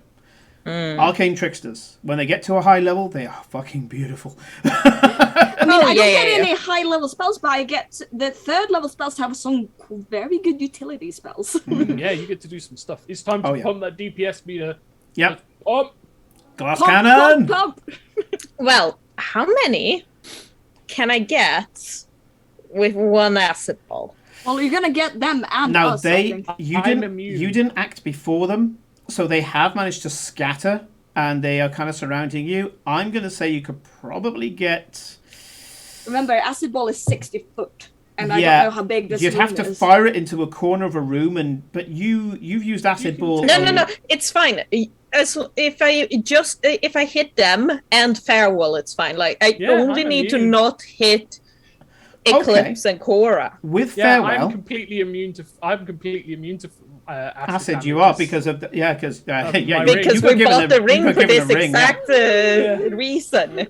Which is why I'm like fire and forget. It's all good. I'm good. You can get Salt Devils 3, 4, 5, and 6 if you hit Farewell. That's all of the ones apart from the 2 that attacked you, basically. So, does that include the 2 who are the 2 who are charmed? Unfortunately, yes. Yeah. So that would cancel out that. It would cancel out, but it's also 4 things I attack with one spell. With one big old spell, yeah. Yeah. I'm gonna check incapacity because it might give you. Cannot take actions or reactions. Yeah. And Charmed says advantage on any ability check to interact socially with the creature. Yeah. It's they're incapacitated, but I don't think it conveys any extra advantage on them. Although I may choose to give certain advantage depending on how you're going. Yeah. But you're going to go for your Constitution saves, aren't you? For this? Yeah. Okay. What level are you casting at? Well, if I can hit that many, I might as well go for like a 4th level. Okay. Or should I do a 5th level? Well, it's probably. I mean, if you're going to break especially Eclipse's spell, if you're you gonna may break my as well spell, go big. please, please make it. Yeah, let's go 5th level. Yeah. Throw those sorcery points in. Let's go big pew pew. Remember, Exactly. we've got DPS meters to be at the top of. This is all about the True. pump. True. Okay. We we do. want- You're the annoying DPS. We Breaking want Yes. nothing but pink 99 damage. I'm just pointing Nothing but out 99. that I get the 10 d6s. Yeah. If you Okay. do them on D&D Beyond, they're easier to count. I So- don't care. I have shiny green dice. I was about to For say, my acid she ball. has bought a shit ton of dice. I can't Yeah. blame her for wanting to roll that out. So, There's something Felicia, very target number so I can get cathartic going. about that. Actually, I can Okay. get going beforehand. Like that. They need to beat a Constitution saving throw, and they need to beat 19 by 19. Yeah. So fail. This is good noise. Fail. This is good noise. And 9 plus 7 is 16. Fail. All four yeah. of them fail. Oh, lovely! Because I have the elemental adept, so any ones on my d6s counts as a 2, Yes. Yes. which What? means more deeps. Hang on. Yes. Is there another effect of Elemental Adept? I think there is. You isn't were there? aware Yes, of I that, yeah. ignore resistances. Fuck. I put them in because they're also resistant to acid. Acid. Fuck you, Simon. Forgot you took that. All right. Fine. You're all about to have a very bad day. It's Okay, all so- about to be a bad day. 10d6. This is 4, gonna 5, This is gonna hurt. it's gonna hurt. Let's see some boom. 6, 10. Incidentally, Wolf, we are a community. A lot of the people in a lot of our other games are people who started off as viewers. So if you want to take a look at the Discord link in the channel notes, you can join us and say hi on there as well after the show. Yeah. Just introduce yourself as either your full name or where you knew us from, and we can sort out your access. Yeah. Nick went a bit pixelated there, but I think you got the gist of it. Say hi, say that you're watching the Benefactor, and then we know that you're not just some random bot trying to get in. Yeah. So, Felicia, break it to me. Robot. So it is 38 plus my charisma, so 43 acid damage. 43. Oof. Well, this probably doesn't kill them, but it's a huge chunk of damage. Yeah, considering I'm doing 43 on 4 of them at the same time. It's a lot of damage. DPS. It's a lot of damage. DPS. And I was there feeling, oh yeah, don't worry, I've got resistance. I've got, these guys are meant to be hardy. They are, all like little tanky bastards. But no, that's changed the encounter significantly. Okay, sure. So that was my normal action. Mm-hmm. Yeah. Now it's time for sorcerer bullshit. Exactly. That was 174 points of damage, by the way, kids. So yeah, that's Yeah. no 172 points of Yeah. of So damage. clearly, the only reasonable thing to do now is to do it again. Sure. Yeah. Fuck you. Twin spell. Farewell's been bathed in all this acid as this huge gout. You're like, What? This huge gout of What? acid just splashes all over the place. Everyone's hacking and coughing. Well, apart from Farewell, who gets no ill effects whatsoever, everyone's hacking and coughing at this acrid smell that's creeping down their throat. And I like to pretend, like to think the Glory is doing Wolf, the thing don't of tell her. collecting it in her hand and then lifting it above her head while she's in the air before throwing it down. Yeah, it's just, you know what? Let's do that again. Literally dunking people in acid. Farewell's looking at the one that's like engaged with him, the ones that are just slash, and he's just going 5, 4, 3, 2. Can you do the saves again, Simon? Yep, here we go. So that is, oh, fuck's sake, 10. That one's probably going to pass. That's 23. Yeah, that passed. yes, That fucking fails. It just fails so bad. Okay, so that's 15. And finally, another 23. 2 passes, 2 fails. They did better this time. They braced themselves after the first. Yeah. Do they take half damage on success? Yes, they will. Yeah. Wow. Yeah. Acid Ball is just It's monstrous. a planar reskin shifted fireball. for those who remember that in Magic the Gathering. It's a planar shifted fireball. So let's But see yes, here. Hermit's right. It is Glory's fuck you combo. It's I'm going to blow my load early, but no one's going to survive it, so it's cool. Yeah. You can I'm just a see glass Glory. cannon. This is what I do. You still have 2 things on you going, yeah, yeah, yeah, yeah. Well, no, they're leaping up, slashing, and coming back down again. Yeah. I mean, technically, you could just fly up higher and out of their reach. Yeah.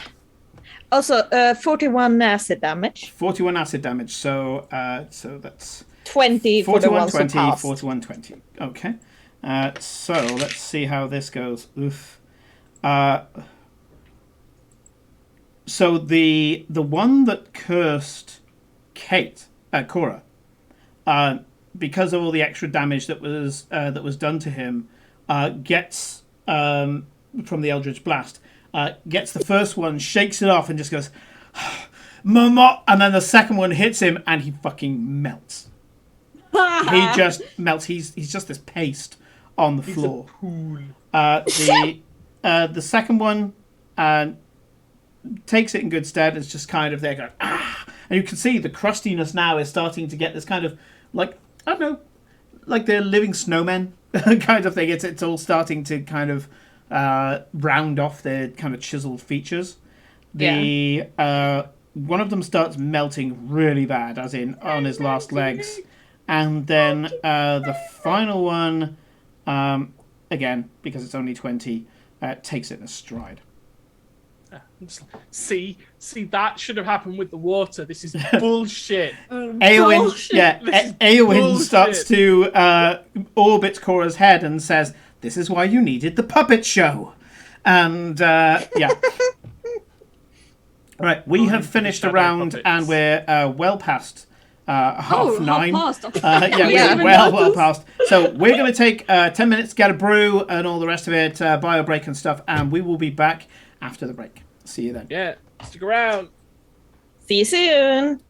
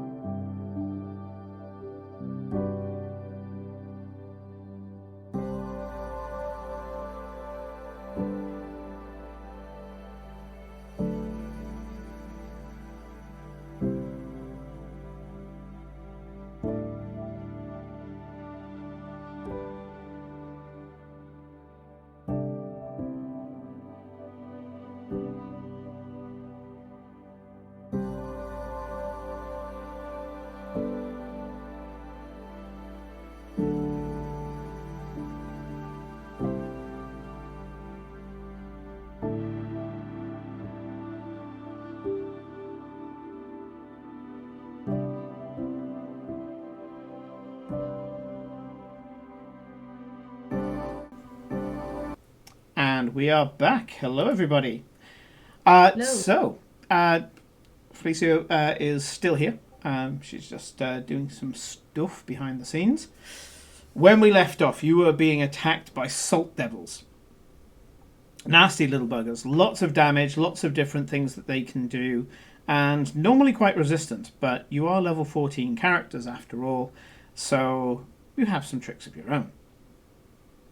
After his previous attempt to make it rain to dissolve the salt devils, which didn't happen, but we hoped it would work. I think we've just got your answer, Bad Wolf. We are back round to the top of the round, and Nick, what's Farewell doing next?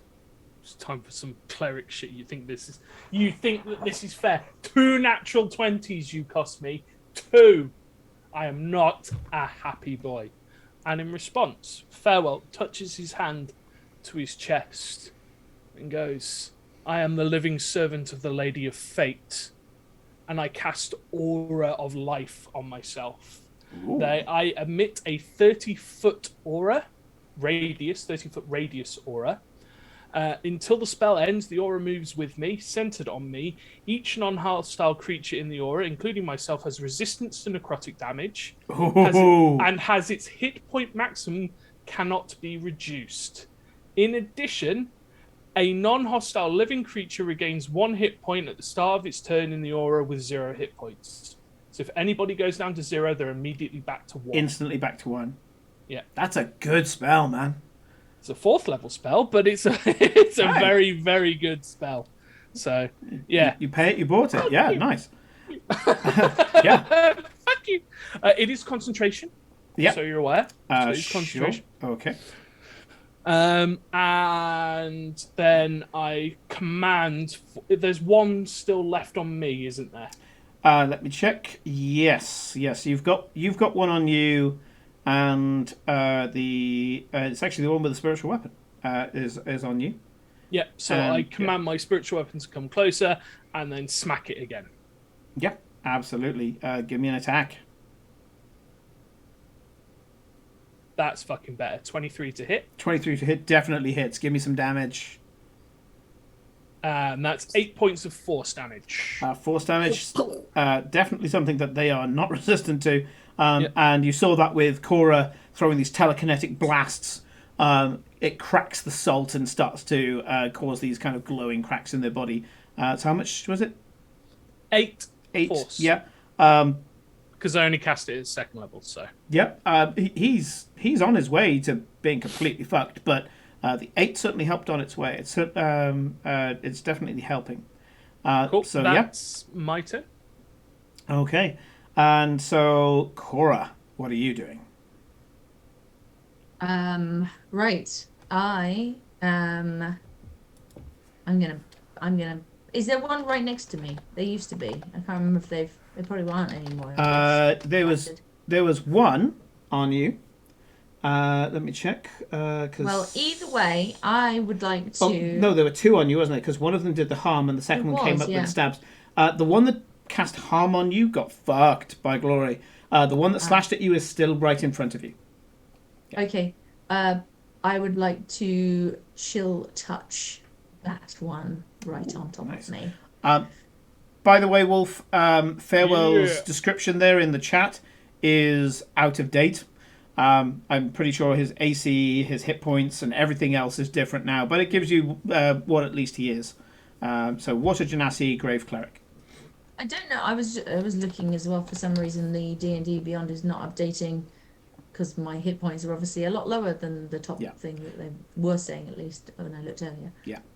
You can so for Wolf's benefit, you can use the thing that we have on D&D Beyond to be able to see what the hit points currently are. And we'll, as each one's doing it, I will bring up the old description of them so you can at least see what they are. It's updated now. That's good. Yeah, cool. So Cora, you've still got one that's slashing at you. What are you going to do? I am grabbing. Well, actually, I don't need to actually grab because it's a sort of virtual ghostly hand. But I will send out a ghostly hand. I'll be like, I turn to it because this one I don't think was the one that said about the fire, but I will turn to this one anyway because the other one's dead. And be like, "Oh, you don't like fire, right? How about this?" And I'll take the chill touch and try and kill him with that instead. Sure. That's a So wisdom saving throw. I think I make a spell attack first to hit. Do you? Is it? Well, hold on. It says make a ranged attack spell against a I'm creature. Yeah. confusing it with Toll the Dead. Wow. Yeah. And it's one of I my only favorite rolled a cantrips 4, as but well. it's Apologize. it's a 16. I don't know whether that hits. Definitely hits. Definitely hits. Oh, it Yeah, does. these guys are wearing just like explorer's Oh. clothes. Yeah. So Okay. it hits. Give me some damage.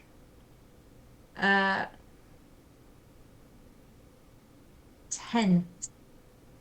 I rolled really badly. 2 2s and a 6. Yeah. The dice hate you tonight. Yeah, I know they really do. But I rolled more than one because. Yes, because Wait, no, I did. No, Goes up. sorry, I did roll more than one. It rolls 3d8. That's Yeah, but it's it was because your rubbish. cantrips have gone up the next level, so Yeah. all of our Yeah. cantrips now do three Dice of of our something. damage. Again, dice. I helped a little. Yeah. Well, 10 Yeah. points of damage. There's definitely a chunk blasted off this guy as this hand goes out, shoots through the chest. As it does so, you can see these cracks just go. And you can see that his form is just being eroded by this necrotic damage. Apparently, they're not resistant to that. Excellent. So you've learned something. I've and- learned something. yeah. Yes. Anything else from you, Cora? I don't think I can do anything else. I don't really have bonus. Bonus action. Hex, Misty Step. I suppose I should be using Hex and stuff. No. I'm gonna say no. Okay. hope It's not. going to come back at you with a double slash with the scimitars. So the first one is an 8. Let's forget about that. 18 probably hits though. 18 does hit. Take 6 points of slashing and give me a Constitution saving throw. Okay. Come on. At whole 10. Okay, so you do fail, but you are Oh, resistant yeah. because of farewell. Yeah, because of my aura, and your hit point maximum will not reduce. Yeah. Well, it wouldn't do anyway. That He's was harm. already That was down to harm that 59. did that, not the Oh, yes. scimitar assault. Yeah. So you take 1 point of necrotic damage. Yeah. An extra 1 point. Yeah. That's it. Boom. Okay. Okay. She's still alive. It's okay. The one salt devil that is basically just about holding itself together. You can see it's struggling. It's shaking to hold its form together. Starts to look around, and you can see a glow starting to appear around it. I need to do a fear check for it. That is... No, it keeps its faith. Okay. And it Interesting. turns to Farewell and says, "Mammon!" and jumps in and tries to harm you. So as it jumps on you, it's not. This isn't a physical attack, but it kind of goes into your face and starts saying these words that can't really be translated in Infernal, but they are just kind of guttural curses. They are obscene words. Sorry, no hablo, no infernal. Constitution Common. saving throw. Okay, con save. 18. Simon, are you a member of the Pentagon? One of the high-ranking agents. Yeah. In my spare time. What you don't see is he's currently ordering drone strikes on our houses because we're going through his combat. Yeah. Okay, so 65. Halved is 32. Halved is 16. So Yes. it takes 16 points of necrotic damage. Yep. And Well, then isn't it really good that I actually fucking got that resistance aura up? Because yeah, that would have because hurt. you doubled down, yeah. But you do need to do your concentration check. Yep.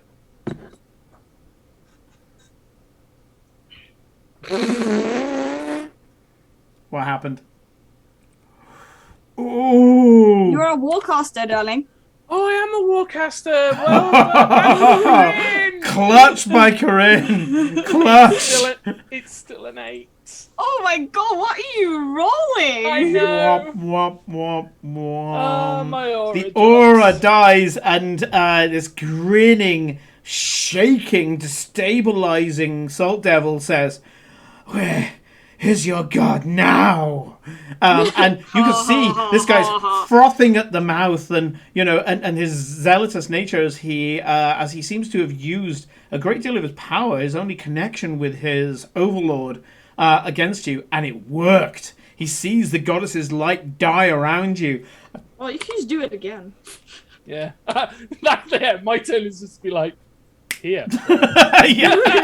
Like, what the fuck is wrong with you? Well, can you use Chronal Shift to do the save again? I think he's used it. No, I get 2. I do technically get 2. If you want to use it.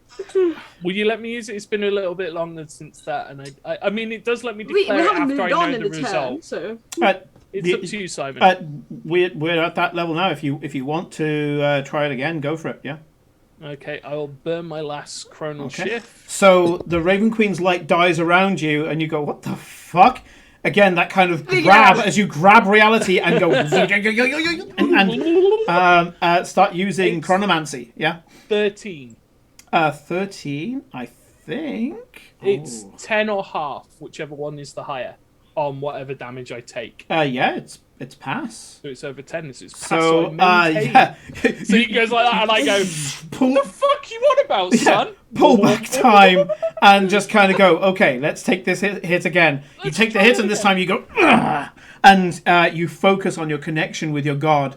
And this part of the timeline is much better. And at this point, I think it's worth Renata's voice in the back of your head going, "You're starting to enjoy this." Mm-hmm. Just don't tell anybody, all right? Eclipse has a giant sign saying, "I told you so." You were so high and mighty. I was like, "Oh no, we can't play with the timeline." Oh, I can do it. I can can I'm do it. allowed to. I'm allowed to, like, rewind my mistakes. As far as you're all aware, Clearly. I've never yeah. ever done that. Yeah, No one as else far is as aware. everybody else is concerned, he has never used chronomancy because you've never been around to witness it. As far as you're aware, I've never done such a thing and never shown you no different. Yeah, all of these discussions between Renata and Farewell happen only between them because they're the only ones who knows he's doing it. Yeah, there we go. So the next one comes in, stabbity stab, 2 stabs on Farewell. So the first one is a 9 to hit. Never mind, 15 doesn't hit either. No, it doesn't hit. Yeah. Yeah, shield up. Yeah, bang, you're bang. juiced up. You just bring up the shield and poof, poof. This is down to your martial prowess, and you're just there knocking away these scimitars, knowing full well that if it interacts with your body, you get a much worse time of it. Yes, motherfucker. And yeah, so the remaining 2 are the 2 that's attacking Glory. Last time it was one of them that turned around and told the other to use harm on Glory, and he turns around, slaps that one that did harm last time, and goes, "I'll do it myself. Mammon, bring this bitch down and make her kneel." And Choice of words. you can just see these glowing veins in amongst the crystalline edge to the body. And yeah, I want you to do me a Constitution saving throw, please, Glory. Of course.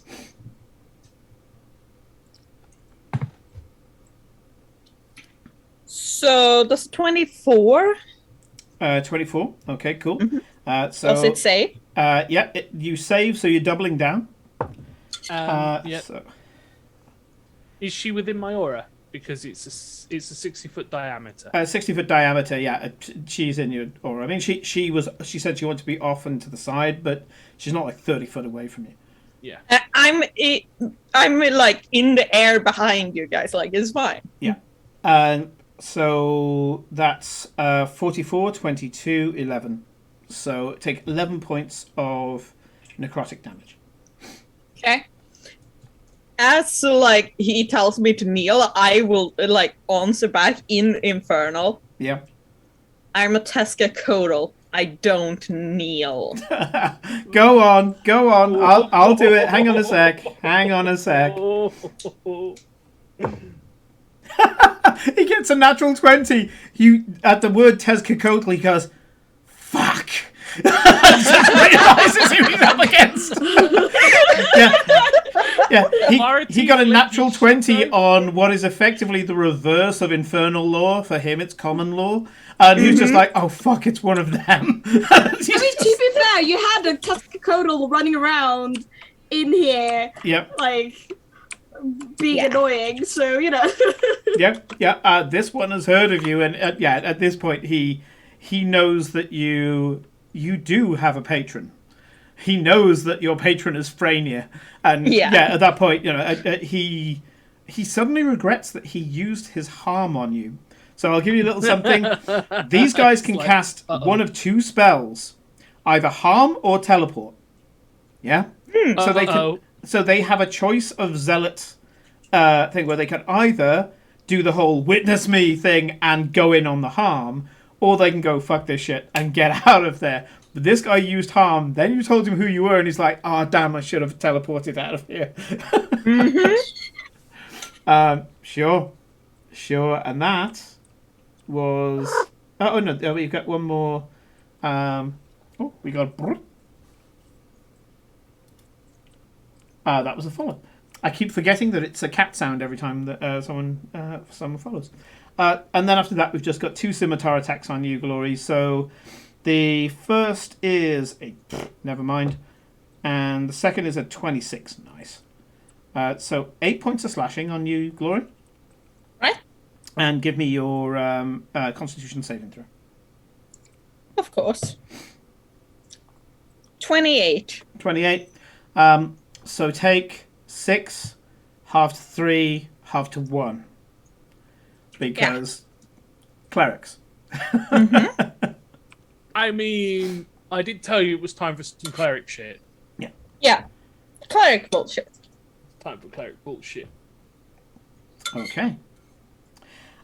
So, we're down to Eclipse. You can see that there's a lot of very heavily damaged fiends now, but none of them are charmed by your lights anymore. What are you going to do?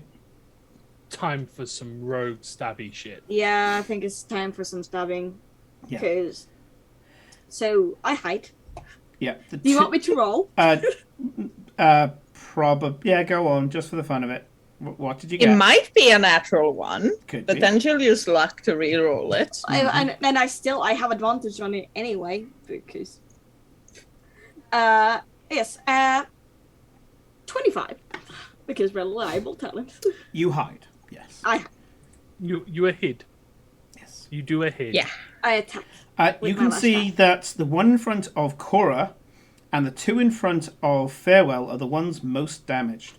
The two that are underneath Glory are undamaged. Excuse me. Sorry. Yeah. Yeah.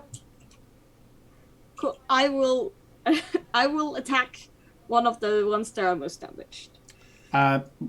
One of the two in front of Farewell or the one in front of Cora? Cora let's take looks the one heavily in front of damaged. Cora. Yeah. Yes, take the one in front of Cora. Yeah. Sure, go for it. With advantage, because I'm attacking out of hiding. Yeah. Pew pew pew Pew pew. pew pew. 24 to hit. Definitely hits. Give me some damage. Okay, so there's no sneak attack button. I had to do it manually. Manual sneak attack. 76. Oh, Like a nice. savage. Yeah. There is an option if you have the Beyond 20 plug-in that will roll sneak attack damage for you. Oh. Okay, 19 plus 9 is 28. Yeah. Your lash knife just flings out at the one that It's you're magical attacking. damage, by the way. Yep. That's what I said. And yeah, your lash knife just flings out, goes straight through the chest of this thing.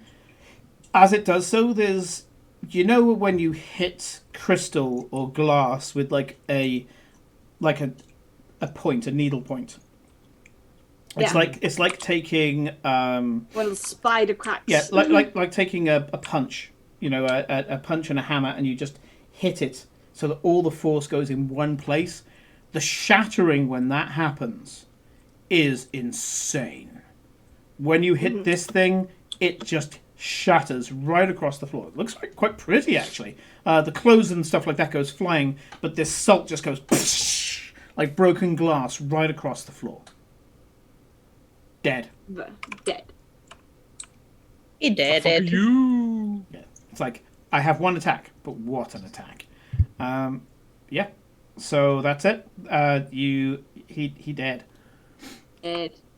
Next up, Glory. You can see that the two that Farewell's fighting look quite damaged, but the two beneath you, including the one that now is cowering beneath you, are completely untouched. What would you like to do? Oh, wouldn't I like to do? Well,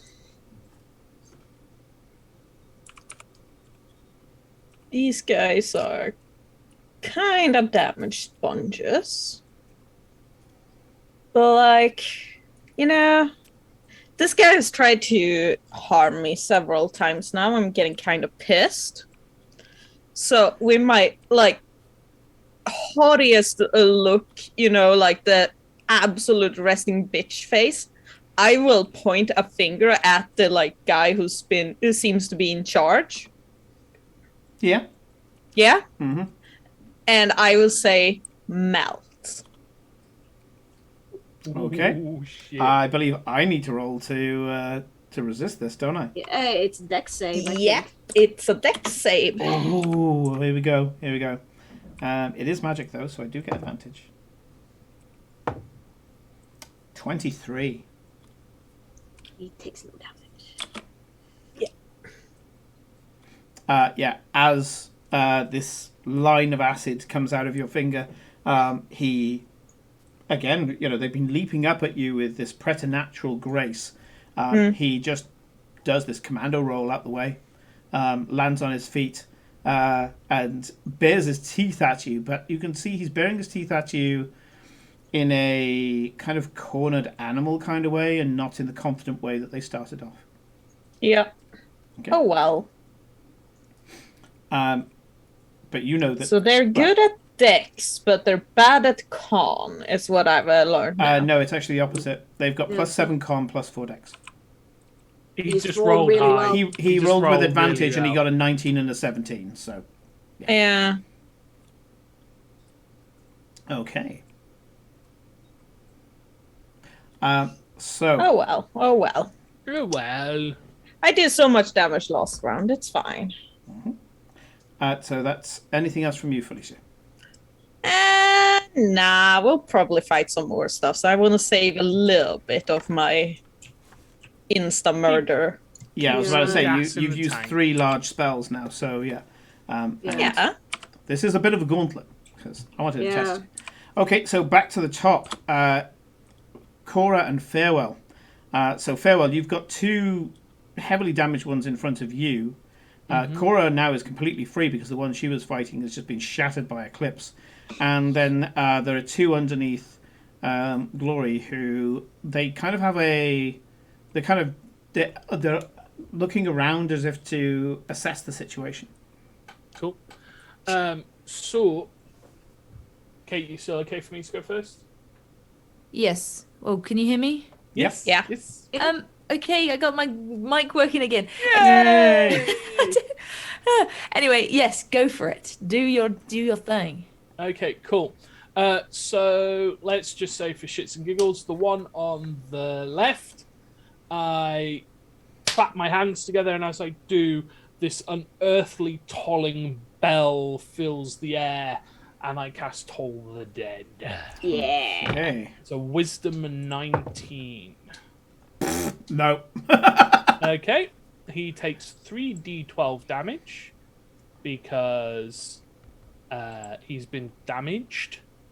So he takes 20 points of necrotic damage. He dead. Probably hard. Oh, he's dead. He's so dead. Yeah, this was the kind of wobbling one that you were up against, and you just boom, and he just crumbles into the floor. And then for the other one, I turn, and my spiritual weapon just swings down and just comes in. Give me an attack.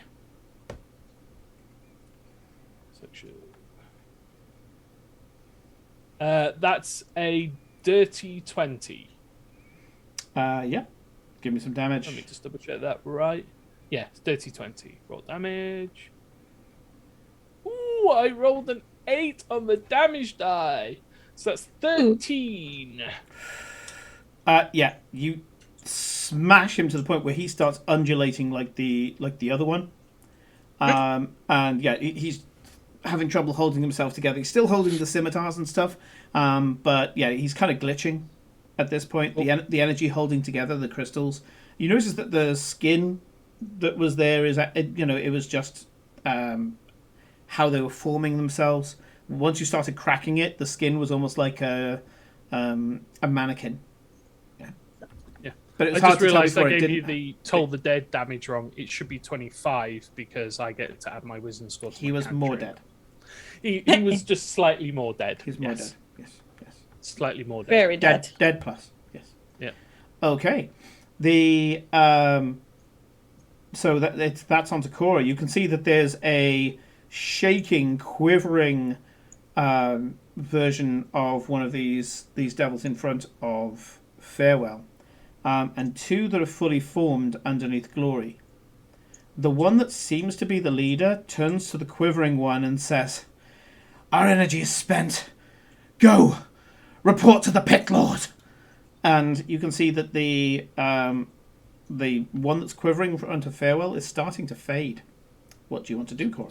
I want to reach out and chill touch his ass. Maybe Okay. not his actual ass, but you know. Touch the ass. Chill. Did you touch the butt? I'll actually try and wrap the arm around the neck and stop him from going anywhere. Okay, so let's see touched the if I butt. manage to do it though.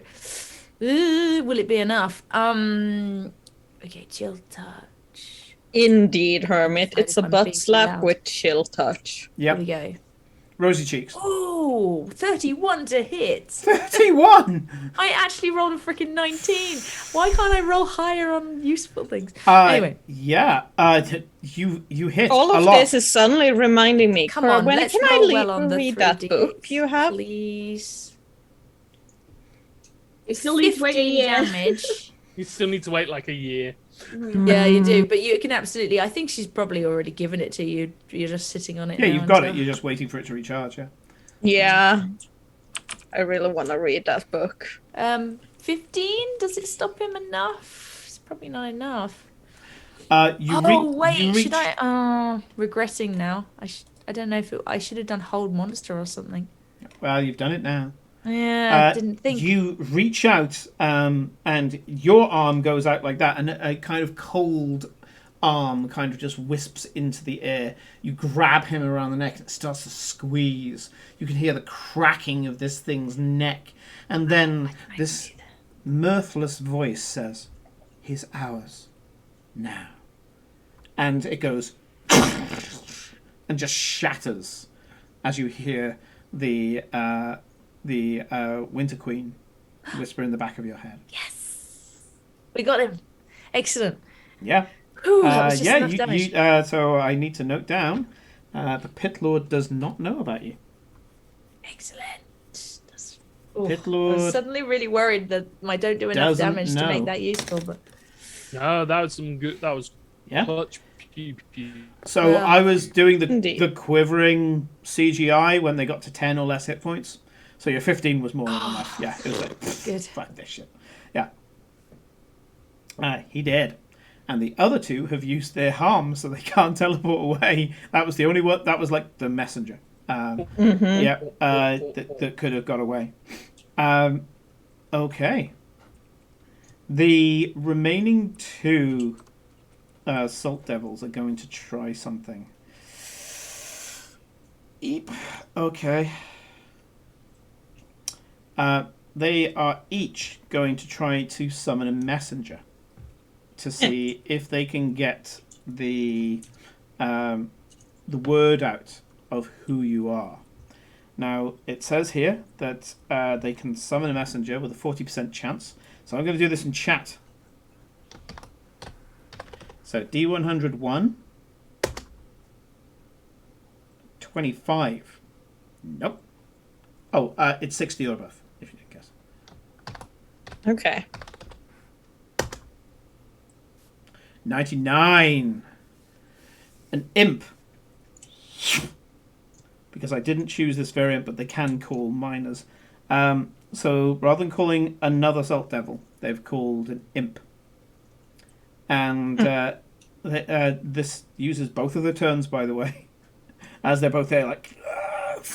The imp comes together and goes, yes, what? And they go, you tell the Pit Lord of these creatures. And mid-sentence, the mouth just stops, and you have a feeling they're using some sort of telepathy to give all the information to the imp. The imp excitedly goes, yes, and starts darting around. The imp is going to use the dodge action because it needs to survive a turn. So, Eclipse. The imp is skittering around, weaving in and out of all the columns that hold up the vaulted ceiling, and it's currently got an advanced dodge. Shoot her! Which means it also gets advantage on all magical saves, and it's just zipping Shoot her! in and out. Oh, cool. An imp has like what? 2 hit points? 2 hit points, yeah. Yeah. Cool. Shoot her! It's currently more than 15 foot above, but you have got a climb speed, so meh. Yes, I have a climb speed. I was about to say, Tabaxi can just wall run up and stab a bitch, so... I was going to say, plus the lash knife has got that chain, hasn't it? Yeah. The lash knife can hit up to 15 foot away. It says 20 on my range, but that might be because that's D&D Beyond and not the actual thing.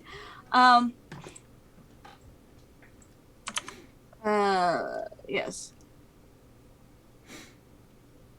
Isn't there another action I get with Tasha's, which is 10 like hit an points. aim? It has 10 hit points. Yeah. Thank you, Herman. Sorry, say that again, Eclipse.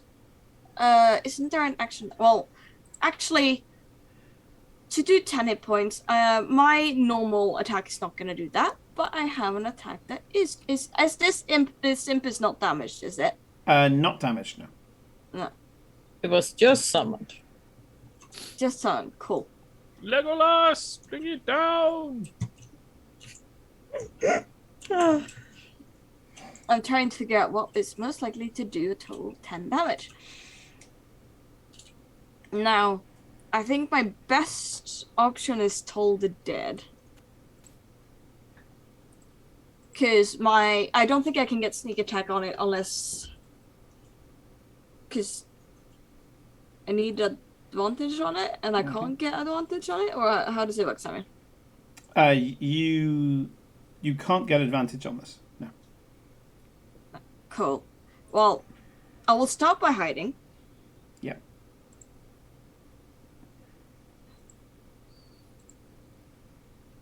With a 25.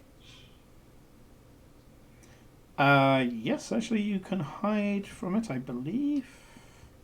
Yeah, it can't Doesn't have true sight, I guess. Well, and true sight still doesn't see through like pillars. That's true. Because, So you start dancing through the pillars yourself and starting. Well, it's not cat and mouse; it's cat and bird, isn't it? Yeah. Now, Eclipse is in full on like hunkered down, butt wiggling. Yep.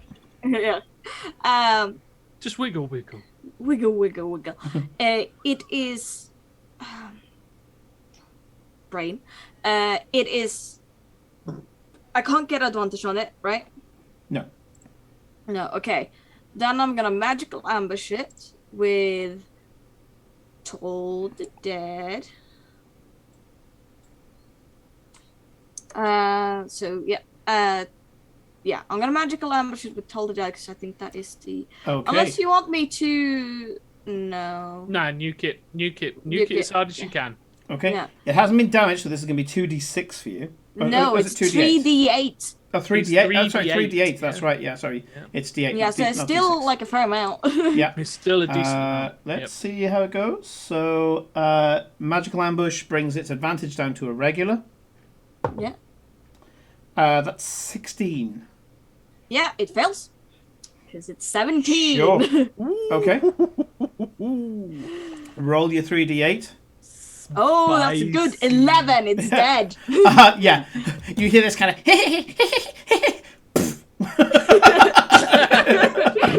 That's all it is. It's just this paff. And that's it. It's gone. It's just like fuck you. Yeah, I go. And farewell. No, sorry. Eclipse is just magically somehow sat there with feathers in her mouth, Yeah. and we're all Yeah. like, It "Where the wasn't fuck did you even get those feathered. from? How did you get those? Where the fuck did you do that from?" Would I you thought like we to agreed know? not to question Eclipse. We do not. No, we do not question the murder kitty. No. Yeah, I like to think that that's her. What do you call it? Component. It's just she throws some feathers in her mouth and just goes. Yeah. Cause and effect. I put the effect in, so the cause had to happen. Yeah. That's almost Discworld magic, isn't it? You path the imp out of existence. Damn it. In that case, the Pit Lord can't know. Okay, fine. Fine. Meh. So yeah, the two salt demons, two salt devils, see that it's their Pit Lord is not going to be informed, and so they're ready just to die in glorious battle. And Well, it's Glory's turn, I think, next. it's glory next. So they're dying in Glory's battle, not in I thought Glorious. you meant it's their turn now. No, it's not their turn. No, I was just cutscening. Okay. Now they see that okay. their one chance to redeem themselves is gone. They're just looking to do as much damage as possible. You can see they're both turning on Cora. Oh, yeah, because they know she's on the lowest hit points. They can see she's damaged. Yeah. So, Where's Santa? Felicia, what's Glory doing? I forget. These are the unhurt one. No, one of them Completely is unhurt. hurt. Oh, They're both completely. completely unhurt. Yeah. I wanted my mouth to hit so bad. I'm so sad now. How close are they to each other? Right next to each other. Oh, lovely. Freyner's Fang then. Yeah, absolutely. Yeah, Frania's fine. Go for it. So that will be. I make a ranged spell attack, and they need to do a. I'll be twinning this. I think. Let me double check first. Each one gets a fang, but they both get the AoEs. Yeah. Yeah. Yeah. That's cool. I'll start rolling the. Was it dex saves? No, con saves. Oh, con saves. Okay. So that's.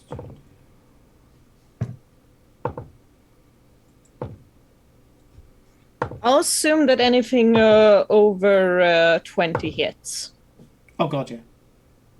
They're wearing, like as I say, like almost archaeologists, Indiana Jones type shit. Yeah.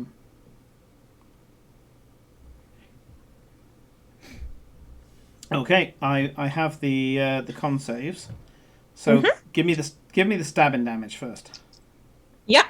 Okay, so one of them takes 7 stabbing damage, and the other takes 5. 7 and 5. Can you roll me the damage for the first acid explosion? Of course. First fang. And is it half if they pass? It's half if they pass. Yep, sure. I think. Yeah. They take. So it's 6 plus my charisma, so 11. 11, yep, sure. Some damage is happening. There's so much that you've thrown in such a small area. You're not entirely sure how that's going, but yeah, sure. And roll me the damage for the second explosion. Yeah. That will be 14. 14. Okay, good to know.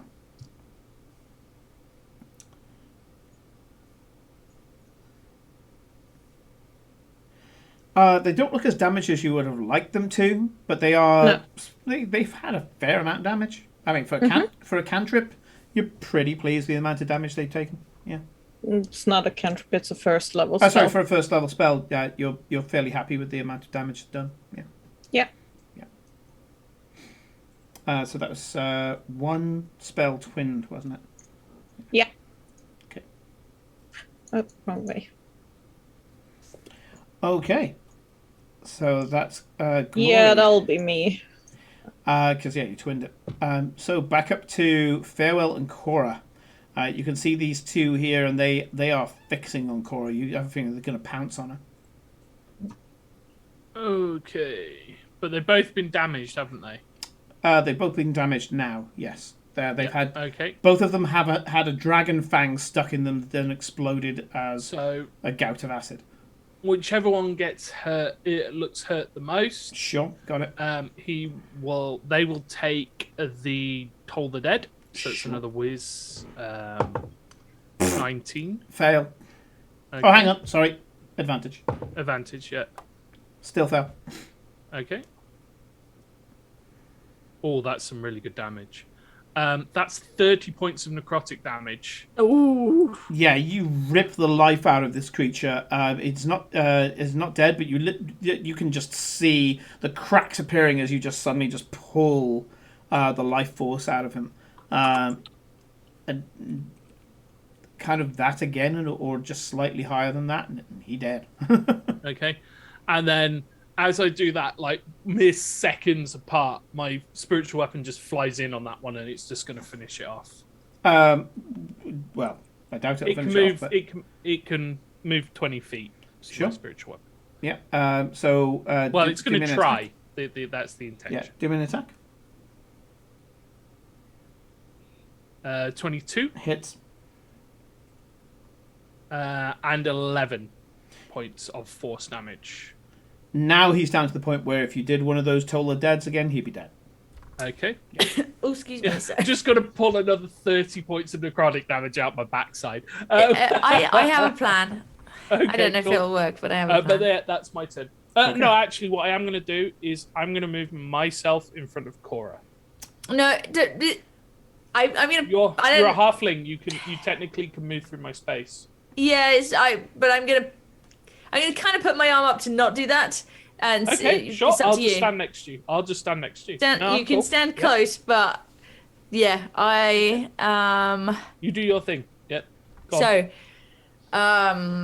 I'm gonna thunderstep Ooh. because I don't do it very often, but it takes me out of the area, and I can also just blast them a little bit with thunder. So does the thunder happen where you leave or where you arrive? So you teleport yourself to an unoccupied space you can see within range. Yep. Up to 90 feet away, I think it is. Mm-hmm. And immediately after you disappear, a thunderous boom sounds, and each creature within 10 feet of the space you left must make a Constitution saving throw, taking thunder damage. She can take me with her. So what I don't know you can do is you can run up to them, teleport away, and leave the thunder behind. Yeah. Yeah, that's the idea. Yep. I'll make sure I basically want to leave, obviously, the thunder not hitting Farewell. Well, So if he's it run up won't. close to me, It won't. He yeah. ran up to you. Now you need to run up to them. Oh, I thought So- they were like literally over the top of me, but if they're No, not, that's cool. they were underneath Glory, and Oh, of Glory's course, flying of course. around. So you can run up to them, Right. go fuck Yep. you guys, and end up next to Farewell again. Okay, fine. Let's do that then. Yeah, absolutely. So for this is effectively like a charge. I mean, this is very kind of Summer Court in that you run up to them, explode, and appear next to your friend. I'm pretty sort of fucked up, so I'm kind of angry. So I'll use some of that thunder rage, and I'll run up to them and be like, Cannonball Cora. Cannonball Cora. So I don't think there's any saves they do. It's just boom, here's some thunder, basically. Really? They don't Boom, save here at comes all? the Oh, I thunder. say that. It says Constitution. Hold on. Yeah, there's a yeah. it should be Left- con save. Yes, they make a Constitution saving throw. But you've got The an thunder damage tends to be insane Constitution. DC, haven't you? Yeah, hers is like 21. Yeah. Yeah. Because she Yeah, gets it's one 20. No, for- it's 20. It says. Well, next no, you to- get an extra one because you have the spell focus. So you get one from the spell Oh. focus. Yeah. And you've got a 6 from your charisma. So your DC is 21. Yeah. Oh, okay. Yeah. It says 20 next to the thing, but yeah, I guess it doesn't know about the Sometimes spell D&D Beyond doesn't pick up the spell focuses Yeah. I and doesn't see. give you the benefit of the +1s. Okay. Oh, Like good it to know. doesn't pick up the +1s from cloaks of protection or braces from protection. Yeah. It doesn't quite pick those up properly. Okay, well, cool. 21, yeah, can't save. Good Okay. luck. I have a They also take I have a damage pass even and a if they're save. successful, so that's sorry, I have good. a pass and a fail. So, So- roll me some damage. Yeah, let's go. So it's 5d10. Come on, please roll well. Oh, yes, 37. 37. So Okay. one of them will take the 37, and one of them will take half that. Yeah, so Nice. let's see, 37 is 18. The one that's next to the spiritual weapon that Farewell's been wailing on gets hit by the thunder damage, and you can see blows off one of the arms, and you can see it's shaking, it's quivering, it's barely holding itself together. The second one gets the full 40. 30. It was 37. 37. 37. Yeah. The full 37. And you have a feeling another one of those would take that the stronger one out. Yeah. As you appear back next to Farewell, more of a face step thing. I would say it was flavored with you. After exploding, you kind of just reappear narratively next to Farewell. You can see they've been heavily damaged. They are still going to try to attack you, though. So That's fair enough. yeah. Well, I think Farewell has a turn first, though. No, No, I've had he mine. went he's had his. first. I went first. Yeah. Okay. Okay, so So, an 8 misses you, a 9 Yes. misses you, Yes. an 11 misses you. Holy Yeah. shit! Choo, choo, pew. Does a 16 hit? Yeah, that's just on. 7 points of slashing. Okay. And give me a oh, for fuck's Con- sake. Con save? Yeah, go and give me a con save, but fuck this thing. Is in other words, he rolls shit necrotic Roll a damage. 1. Oh, so no matter what, it's a 1. It's a 1 like, no matter what. Yeah, So, no matter what. take 1 necrotic damage. Oh, okay. I'm sad. These guys are underwhelming. No, they were okay. They were okay. No, they were really No, good. they were That first couple of turns. Of I mean, I'm Rampage down were to really good. 28 hit points. Yeah, You know. yeah. Yeah. And, pretty- and the magical yeah, resistances a few have fucked more around hits with you as would well. have. Yeah. They had one other tactic that I didn't end up using. They can see through magical darkness, and they can cast darkness at will. But the way that you guys were spread out, it didn't make sense. So, yeah. I also have daylight prepared, Yeah. so I could deal with that. But I'm also down to 55 points, so I've really Yeah. taken a kicking as well. So We definitely hurt. Okay. we make of the hurts. Eclipse, Owie. you can see that these two are bearing down on Cora. One of them is quivering, but the other one is just about bloodied. I'd say is the description. As much as these things without blood can be bloodied. Do you want to go big and see if you can take out the bigger one? No, I'm all about numbers, baby. So I'm gonna hide. Let's roll some d6s. Yeah, I'm gonna hide. With 34, do I hide? You successfully hide. You Most didn't realise- most of your rolls hide from almost everything I've got set up in this game, other than actual gods. So who automatically pass on all find rolls. So carry on. Okay. Right, and then Yeah. I. Keyword omnipresence, as in you are not hiding from me. Cool. Oh wait. Oh, I found my sneak attack button. Oh, first I need to roll the attack before I press the sneak attack button. Yeah, you don't Oh, get a the free. You just don't get to free like. 21. Does it hit? Yes. These things had an AC of 13, by the way. They mostly rely on their Oh, hit that's points and a their magical much resistances. better roll. Oh, that's Ooh. nasty. How much do you get? So a total of 39 Yeah. of Yeah. magical damage. This guy turns into dust. You know, there's just this poof. It's like those joke golf balls you can get where they hit it and it just completely evaporates into like this powder. That's exactly this. The clothes fall to the floor. You have a feeling the clothes were just for them to pass as humanoid, and yeah, they just hit the floor as this fine grained sand. So, Felicia / Glory, Hello. as narrative choice would have it, the one left is Salt Devil 1, which is the kind of bespoke leader of them all, the one that recognized who you were. He wheels around to see that you're about to do something, and he comes into a stance with his two scimitars and looks at you with a level of zealous defiance. Oh, cute. Is he hurt or like how hurt is he? This is the one that I've described as underbloodied. Not bloody enough, in other words. I'm sure you're about to fix that problem. Yeah. And it's only one, so that makes it so much easier, you know? Oh God, yeah. How badly do we want him hurt? I think the no longer existing is an appropriate level. Yeah, the Of question is, course. do you want to take the final kill at the sacrifice of a spell point, knowing full well that this is an attrition encounter, or do you It's want fine, to I just have go cantrip on sorcery it? points. That's true. You have got a lot of sorcery points. Yeah. Yeah, I do. How many d8s do we think we need? 4, 5?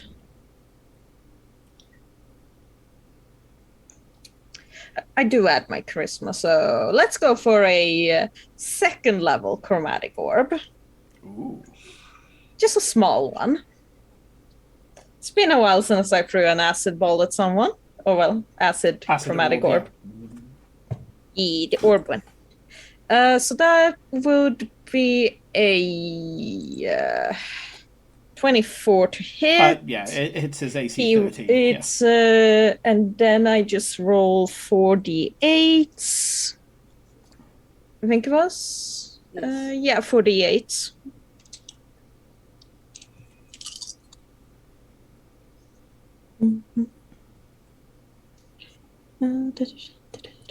Oh. Okay, so that one's a 1, so that means it's a 2. That's an 8, so that's 10. Then we got 14, 17, plus 5 is 22.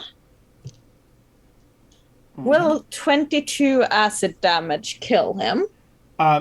As the acid dashes across his face, some of his features start to melt. He isn't dead, but he says, "My life force will appear at the feet of Mammon, and I shall join the chorus. he's kind of limping. He looks at Cora, and you have a feeling he is going to try for another final kind of just pierce of 2 of the scimitars into Cora, but Cora and Farewell go first. So, who wants to take it? Kate, Yeah. all yours. I've gone first all the other times. You can go first. Oh, this time. okay. Well, that worked last time. So if I've got the opportunity to do that thunder step again, Oh, I've you've got- used your 2. Oh, do you have? Oh, you have 3. I've got spell 3 spell spell slots. So slots. I'm Three pretty spell sure because I used thunder step. I used Hellish Rebuke. Hellish How does Rebuke. it work? So you have 1 left. I So have one You have left. 2. So hopefully. And all she has to do is sit down for an hour, and she Yep. gets. The Yeah, Yeah. exactly. Which Yeah. we Just, probably take a want to do moment. anyway. So Which I think everyone's going to want to do. So I'll run up. They both no. There's only one left, right? There's just one left, and he's right in your face. So I will. you I can will just be. snap away. I'll be That's like, it. Oh, you want more? Okay. I'm just gonna thunder step away to wherever the group is, if there is a group anymore. But like definitely away from him. Okay. Con save, please. 21. So that's 13 plus 7 is 20. That doesn't do it. no. And a 10 plus 7 doesn't do it. Yeah, full amount of damage. Go for it. Oh, come on. Roll well. He was 1 away There's from 110 in there. having There's half 2 tens damage. in there. Why is it not? Hold on. Ah, there we go. 34. 34. Yeah, you obliterate him. As you step away, unfortunately, you never see the direct result of your explosions because you kind of teleport back and you only see like a nanosecond after the explosion. And yeah, you teleport to wherever you are, a vantage point, and the shockwave from the thunder that you left behind just scatters him across the chamber. He's dead. Well- You hear behind you as there's this cranking and crunching of gears. This huge hulk just hit the floor and sat wiping this hydraulic fluid off his blade. Aiden goes, "The stuff stinks, you know." Oh yeah, because he was taking care of that while we were And you can see fighting out he's things. doused in this fucking nasty hydraulic fluid, this foul-smelling grease. Yeah. Gets up and just starts brushing it off. All the rest of it goes,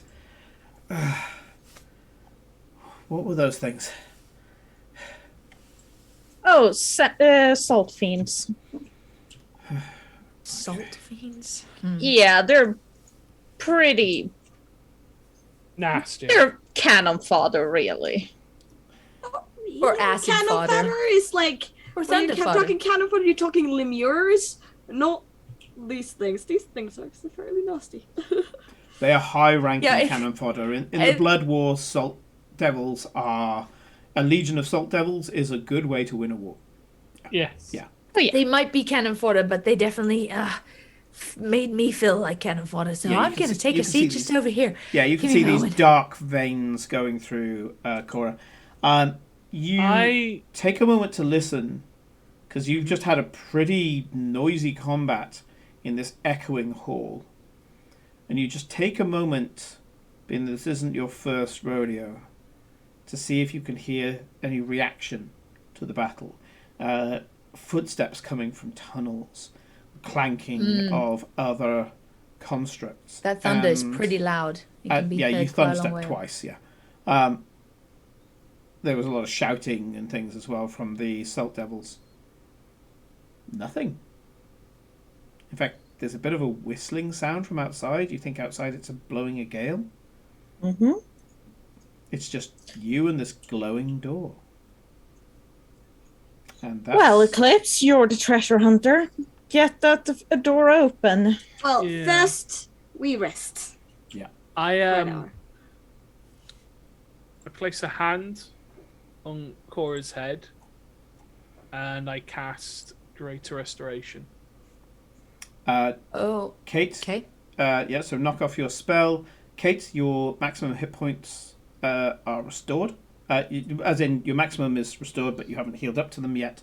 So yeah, okay. you no longer have a reduced maximum. Okay, so I can get rid of that. Yeah. So it doesn't heal me, right? Because No, it doesn't heal you. It gets rid of the lowered maximum. Yeah. Yeah. So you could now heal yourself back up to full. You're by rolling healable your dice, now. Yeah. Basically. And that is where this first part of this dungeon is going to be finished for the night. So big thank you to Felicia, Corinne, Kate, and Nick tonight. Don't forget, you've still got a few hours left to go to Geeky Clean and get your limited edition bath bomb only for Black Friday, which has that beautiful snowscape with the little snowman inside the sharp D20. And if you go to checkout and put in the word chaotic, you will get 10% off.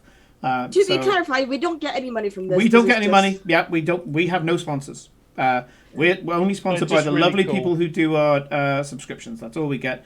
We just support these guys because we picked some people we wanted to support and we carried on supporting them. And also, it's a fucking cool bath bomb, so go and get it. Is there an undo button on D&D Beyond? Because it's just reset my hit points and I don't know what they were. It was something like 28 or something? 20?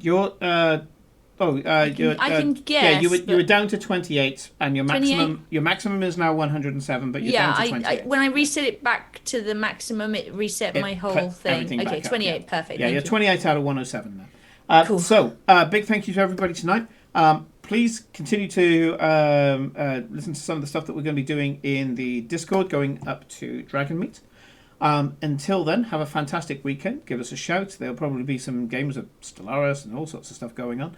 And we will be coming back on Monday, where Ed and the rest of the crew are going to continue with the crazy world of Numenera. And they're in a bit of a bind at the moment, and I love the existential crises that you get thrown into Numenera. So if you don't know what I'm on about, go check out last week's session. It's pretty special. Until then, though, look after yourself, have fun, and good night. Good night. Bye. Good night. Bye. Bye.